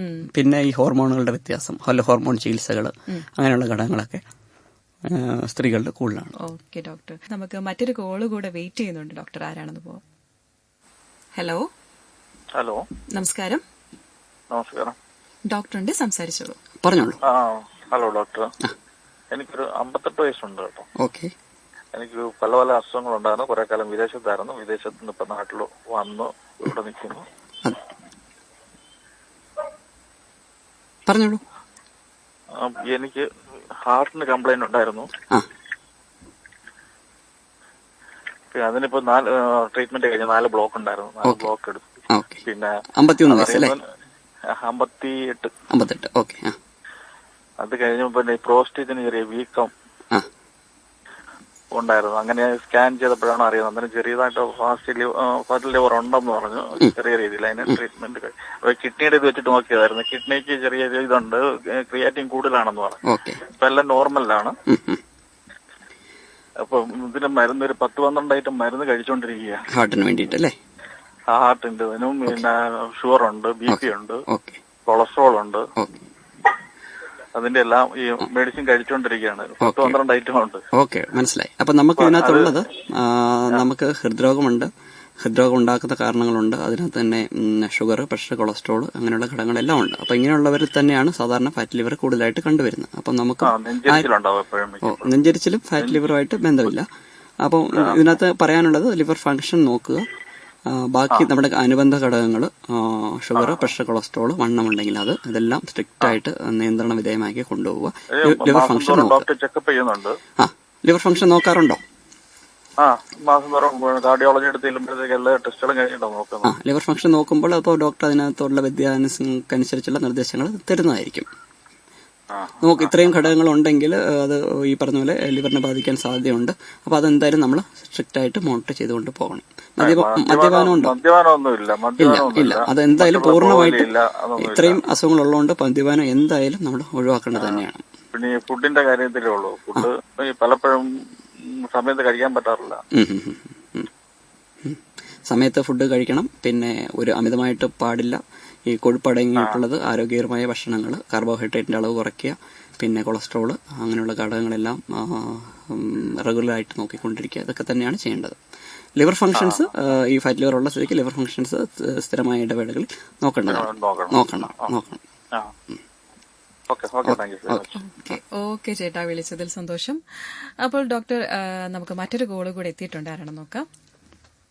ഹലോ, നമസ്കാരം ഡോക്ടർ. നമസ്കാരം, പറഞ്ഞോളൂ. എന്റെ പേര് മുരുകൻ. കാലൊക്കെ മുറിച്ച് ഷുഗറൊക്കെ വന്ന് ഇൻസുലിൻ എടുത്തോണ്ടിരിക്കുകയാണ്.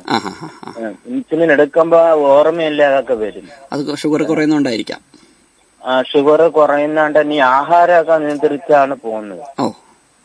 ഇൻസുലിനാണ് എടുക്കുന്നത്. രാവിലെയും വൈകിട്ട് ഇൻസുലിൻ എടുക്കും. ഇതേ ഉള്ളു, ഷുഗർ മാത്രമേ ഉള്ളൂ സാറേ. കൊളസ്ട്രോള് BP എല്ലാം കുറവാ. ഓക്കെ. അപ്പം ഷുഗർ മാത്രമുണ്ട്, ഇൻസുലിൻ എടുക്കുന്ന ആളാണ്, കാല് മുറിക്കേണ്ട സാഹചര്യം വന്നു എന്ന് പറയുമ്പോൾ നമുക്ക് അത് ഒരു തീവ്രമായിട്ടുള്ള ഷുഗർ തന്നെയാണ് എന്ന് വേണം കരുതാൻ. അപ്പോൾ അങ്ങനെ ഉണ്ടെങ്കിൽ ലിവറിനെ ഒക്കെ ഈ പറയുന്ന കാര്യങ്ങൾ ബാധിച്ചിട്ടുണ്ടോ എന്ന് നോക്കേണ്ടതാണ്. അത് നോക്കിയിട്ടുണ്ടാവും മിക്കവാറും. സാധാരണഗതിയിൽ നോക്കേണ്ടതാണ്. കണ്ണ് ഓപ്പറേഷൻ ചെയ്തു. ഓക്കെ. അപ്പൊ കണ്ണിനെ ബാധിച്ചിട്ടുണ്ട്. വലത്തെ കണ്ണും കൂടെ ചെയ്യാനുണ്ട്. ഓക്കെ. അതൊക്കെ കണ്ണ് ഡോക്ടർ നിർദ്ദേശപ്രകാരം ചെയ്യേണ്ടതാണ്. നമ്മുടെ ഈ ഭാഗത്തു നിന്നുള്ളത് ഇത്രയും സിവിയർ ആയിട്ടുള്ള ഷുഗർ ഉള്ള ആളാണ് ആണെങ്കിൽ ലിവറിന്റെ കാര്യം കൂടെ അതിനകത്ത് നോക്കേണ്ടതാണ്. ഷുഗർ കൂടും. അതെ, കുറയും ചെയ്യും. ഓക്കെ.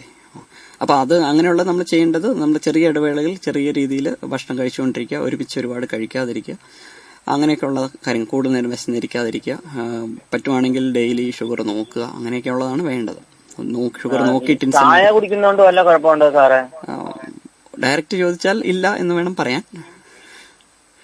കുഴപ്പമില്ല. മധുരമില്ലാത്ത ചായയൊക്കെ കുടിക്കാം, കുഴപ്പമില്ല. ചായയൊക്കെ ആൾക്കാർ കുടിക്കുന്നല്ലേ.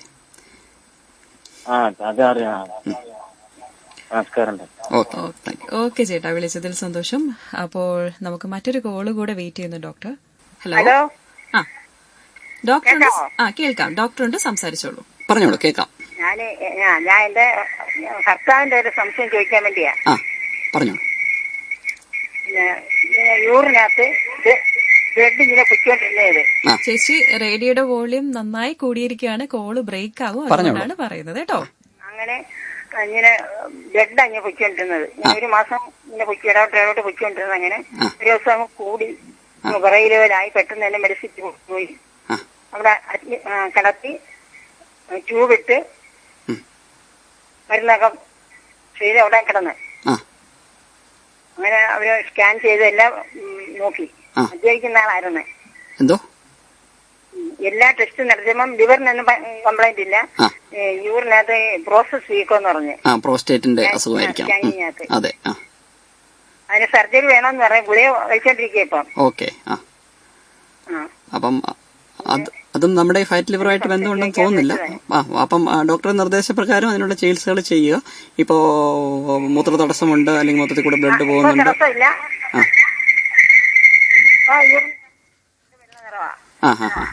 അതെന്തായാലും ഒരു യൂറോളജിസ്റ്റിന്റെ നിർദ്ദേശപ്രകാരമുള്ള ചികിത്സയുമായിട്ട് മുന്നോട്ട് പോകുക.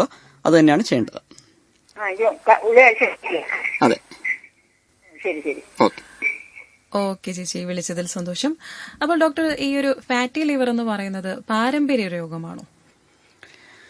ഫാറ്റി ലിവർ എന്നുള്ള പാരമ്പര്യ രോഗമായിട്ട് വേണമെങ്കിൽ പറയാം. അതിനകത്തുള്ളത് ഞാൻ പറഞ്ഞല്ലോ, അമിതവണ്ണം പാരമ്പര്യമായിരിക്കാം, ഷുഗർ പാരമ്പര്യമായിരിക്കാം, പ്രഷർ, കൊളസ്ട്രോൾ എല്ലാം പാരമ്പര്യമായിരിക്കാം, ഒരുപക്ഷെ മദ്യപാനവും. അതെ. അപ്പോ വേണമെങ്കിൽ നമുക്ക് പാരമ്പര്യ രോഗം എന്ന് പറയാം. പക്ഷെ ഇപ്പൊ നമുക്ക് പാരമ്പര്യമായിട്ട് ഇത് ഈ പറഞ്ഞ കാര്യങ്ങളൊന്നുമില്ല. നമുക്ക് നമ്മുടെ ശീലങ്ങൾ, ഭക്ഷണശീലം, വ്യായാമമില്ലായ്മ, അങ്ങനെയുള്ള കാര്യങ്ങളുണ്ടെങ്കിൽ അല്ലെങ്കിലും വരാം. അപ്പൊ പാരമ്പര്യമായിട്ടും വരാം, അല്ലാതെയും വരാം. പിന്നെ ഉള്ളത് ഇപ്പം ചില ആൾക്കാരിൽ അമിതവണ്ണമില്ല, വേറെ പ്രശ്നമില്ല, നല്ല എന്താ പറയണ്ടത്, നല്ല ശീലങ്ങൾ, മദ്യപാനമില്ല, ആരോഗ്യശീലം, എക്സസൈസ് ഉണ്ട്, അങ്ങനെയുള്ളവരിലും ലീൻ നാഷ് എന്ന് പറയും, ഫാറ്റ് ലിവർ ചെറിയ ശതമാനം പേരിൽ കാണുന്നുണ്ട്. അങ്ങനെയുള്ളവരിൽ പാരമ്പര്യ ഘടകങ്ങൾ, അതായത് ഈ നമ്മുടെ ശരീരത്തിലെ കൊഴുപ്പിന്റെ മെറ്റബോളിസം അല്ലെങ്കിൽ ലിവറിന്റെ പ്രോബ്ലംസ് ഉള്ളവരിൽ കാണപ്പെടുന്നുണ്ട്. അത് ഈ നമ്മളിപ്പോൾ കോമൺ ആയിട്ട് പറയുന്ന ഘടകങ്ങൾ ഇല്ലെങ്കിൽ പോലും പാരമ്പര്യ ഘടകങ്ങൾ കാരണം അല്ലെങ്കിൽ മെറ്റബോളിസത്തിലെ പ്രശ്നങ്ങൾ കാരണം, ആളുടെ കുഴപ്പമല്ല, ജീനിന്റെ കുഴപ്പമായിരിക്കും. അതെ, അങ്ങനെ ഫാറ്റ് ലിവറും സിറോസിസും ഒക്കെ അല്ലാതെയും കാണുന്നുണ്ട്. അതുപോലെ ജനിതക രോഗങ്ങളുള്ളവർക്ക് ഫാറ്റി ലിവർ കാണാനുള്ള സാധ്യതയുണ്ടെന്ന് പറയുന്നത് അത് ശരിയാണ്? അതെ. അപ്പം അതിനകത്ത് ഇപ്പോൾ ഒരു അസുഖമാണ് വിൽസൺസ് ഡിസീസ് എന്ന് പറയും. അത് ഈ മെറ്റബോളിസത്തിലെ പ്രശ്നം, കോപ്പർ മെറ്റബോളിസത്തിലെ പ്രശ്നം, പിന്നെ ഒരു അയൺ മെറ്റബോളിസത്തിലെ ഹീമോക്രോമറ്റോസിസ്, പിന്നെ ഒരു α1 ആന്റിട്രിപ്സിൻ ഡെഫിഷ്യൻസി എന്ന് നമ്മൾ പറയും, പിന്നെ സിസ്റ്റിക് ഫൈബ്രോസിസ്, ഇങ്ങനെയുള്ള കാര്യങ്ങളെല്ലാം സിറോസിസ് ഉണ്ടാക്കുന്നതാണ്. അപ്പോൾ ഇങ്ങനെയുള്ള അസുഖങ്ങളുടെ തുടക്കത്തിൽ അത് കാണപ്പെടുന്നത് ഫാറ്റ് ലിവർ ആയിരിക്കും. പിന്നെയുള്ളത് ഹെപ്പറ്റൈറ്റിസ് ബി. ഇത് പാരമ്പര്യമായിട്ട് പകരുന്ന അസുഖമാണ്. അത് അമ്മയിൽ നിന്ന് കുഞ്ഞിലോട്ട് പകരും. അപ്പോൾ അമ്മയ്ക്ക് ഫാറ്റ് ലിവർ അല്ലെങ്കിൽ സിറോസ് ഉണ്ടെങ്കിൽ കുഞ്ഞിന്, മകന് വരാൻ സാധ്യതയുണ്ട്. അല്ലാതെയും അപ്പോൾ ഇതൊക്കെയാണ് സാധാരണ പാരമ്പര്യമായിട്ട് കാണുന്ന ലിവറിന്റെ അസുഖങ്ങൾ. അതിന്റെ സിറോസിസ് ഉണ്ടാക്കുന്ന അസുഖങ്ങൾ തുടക്കത്തിൽ ഫാറ്റ് ലിവറായിട്ടായിരിക്കും കാണിക്കുന്നത്.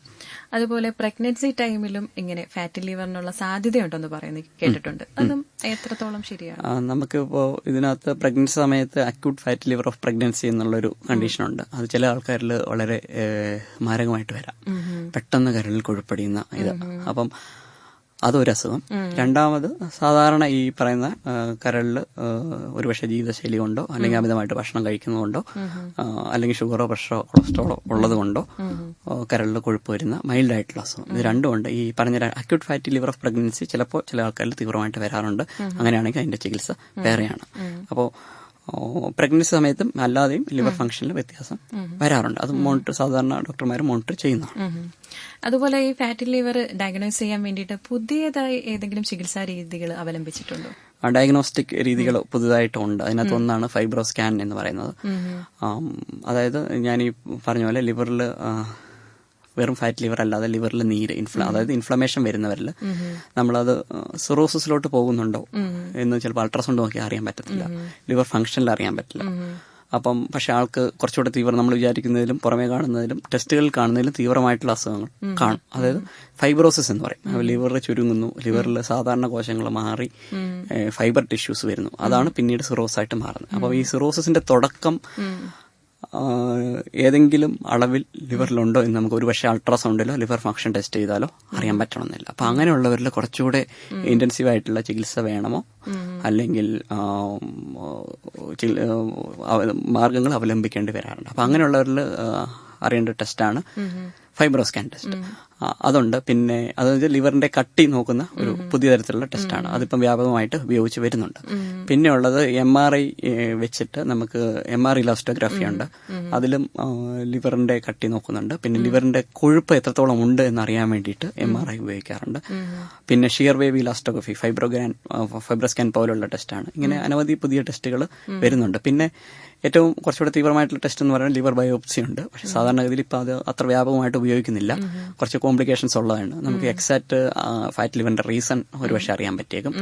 ലിവറിൽ നീരുണ്ടോന്ന് അറിയാൻ പറ്റും, ലിവറിൽ ഫൈബ്രോസിസ് ഉണ്ടോ, സിറോസിലോട്ട് പോകുന്നുണ്ടോ എന്നൊക്കെ അറിയാൻ പറ്റുന്ന ഒരു ടെസ്റ്റാണ് ലിവറിൽ ബയോപ്സി എടുക്കുന്നത്. അത് സാധാരണഗതിയിൽ അത്ര അങ്ങനെ കോമൺ ആയിട്ട് ചെയ്യാറില്ല. അതുപോലെ ഈ ഒരു ഫാറ്റി ലിവർ പ്രാരംഭത്തിൽ തന്നെ ചികിത്സിച്ചില്ലെങ്കിൽ എന്തെങ്കിലും പ്രശ്നമുണ്ടാവും? ഞാൻ ഈ പറഞ്ഞ പോലെ തന്നെ ഒരുപക്ഷെ ഫാറ്റ് ലിവർ നമ്മൾ കണ്ടുപിടിച്ചാൽ ആദ്യം ചെയ്യേണ്ടത് ലിവറിൽ നീരുണ്ടോ എന്ന് നോക്കണം. അത് ലിവർ ഫംഗ്ഷൻ ടെസ്റ്റ് ചെയ്തിട്ടാണ് സാധാരണഗതിയിൽ നോക്കുന്നത്. അപ്പോൾ അങ്ങനെയുള്ളവരിലാണ് ലിവർ സംബന്ധമായ അസുഖങ്ങൾ, സിറോസ് പോലുള്ള അസുഖങ്ങളോട്ട് കൂടുതൽ വരാൻ സാധിക്കുന്നത്. അപ്പം ഒരുപക്ഷെ ഫാറ്റ് ലിവർ കണ്ടുപിടിച്ചിട്ട് നമ്മൾ അതിന്റെ കാര്യങ്ങൾ ചികിത്സിക്കാതെ പോവുകയാണെങ്കിൽ ഒരുപക്ഷെ അത് സിറോസിലോട്ട് വരാം.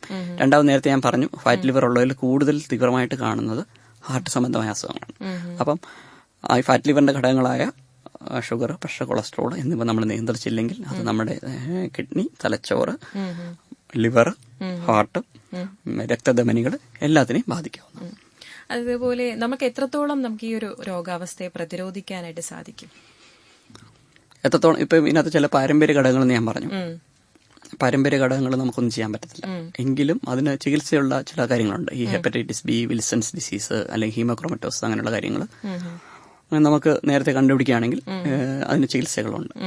പിന്നെ ഉള്ളത് നമുക്ക് നമ്മളിപ്പോൾ കൂടെ പറഞ്ഞിരുന്ന പോലെ തന്നെ നമ്മൾ ആദ്യം ചെയ്യേണ്ടത് ഇത് ഉണ്ടാക്കിയ കാരണങ്ങളെ ചികിത്സിക്കുക എന്നുള്ളതാണ്. അപ്പോൾ അമിതവണ്ണം, പ്രഷർ, ഷുഗർ, കൊളസ്ട്രോൾ ഒക്കെ ചികിത്സിക്കുക. പിന്നെ നല്ല ജീവിതശൈലി, എക്സസൈസ്, ഡയറ്റ് കൺട്രോൾ ഇതായിട്ടൊക്കെ പോവുക. അത് തന്നെയാണ് നമ്മൾ ചെയ്യേണ്ടത്. ഓക്കെ ഡോക്ടർ, നമുക്കിപ്പോൾ നമ്മുടെ അനുവദിച്ച സമയം ഏകദേശം കഴിയാറായിരിക്കുകയാണ്. അപ്പോൾ ഈ ഒരു അവസരത്തിൽ എന്താണ് പ്രിയ ശ്രോതാക്കളോട് ഡോക്ടറിന് പറയാനുള്ളത്? എനിക്ക് പറയാനുള്ളത് ഫാറ്റി ലിവർ അത്ര അപകടകാരിയല്ല, വളരെ സൈലന്റ് ആയിട്ടുള്ള ഒരു അസുഖമാണ്. പിന്നെ ഇതിന് ലക്ഷണങ്ങൾ സാധാരണയായിട്ട് അങ്ങനെ പ്രത്യേകിച്ച് കണ്ടുവരാറില്ല. ലിവറിന്റെ അസുഖങ്ങൾ പൊതുവെ ലിവർ സൈലന്റ് ആയിട്ട് വർക്ക് ചെയ്യുന്ന ഒരു അവയവമാണ്. അതുകൊണ്ട് ലിവറിന്റെ അസുഖങ്ങളും പൊതുവെ സൈലന്റ് ആയിരിക്കും. അപ്പം നമ്മൾ ഫാറ്റ് ലിവർ കണ്ടു കഴിഞ്ഞാൽ ആദ്യം ചെയ്യേണ്ടത് നമുക്ക് അനുബന്ധ രോഗങ്ങളുണ്ടോ എന്ന് നോക്കുക, അത് തീവ്രമായിട്ട് കരളിനെ ബാധിച്ചിട്ടുണ്ടോ എന്ന് നോക്കുക. ഇതൊക്കെയാണ്. അതിനകത്തുള്ള വ്യത്യാസങ്ങളനുസരിച്ച് ചികിത്സയായിട്ട് മുന്നോട്ട് പോകുക.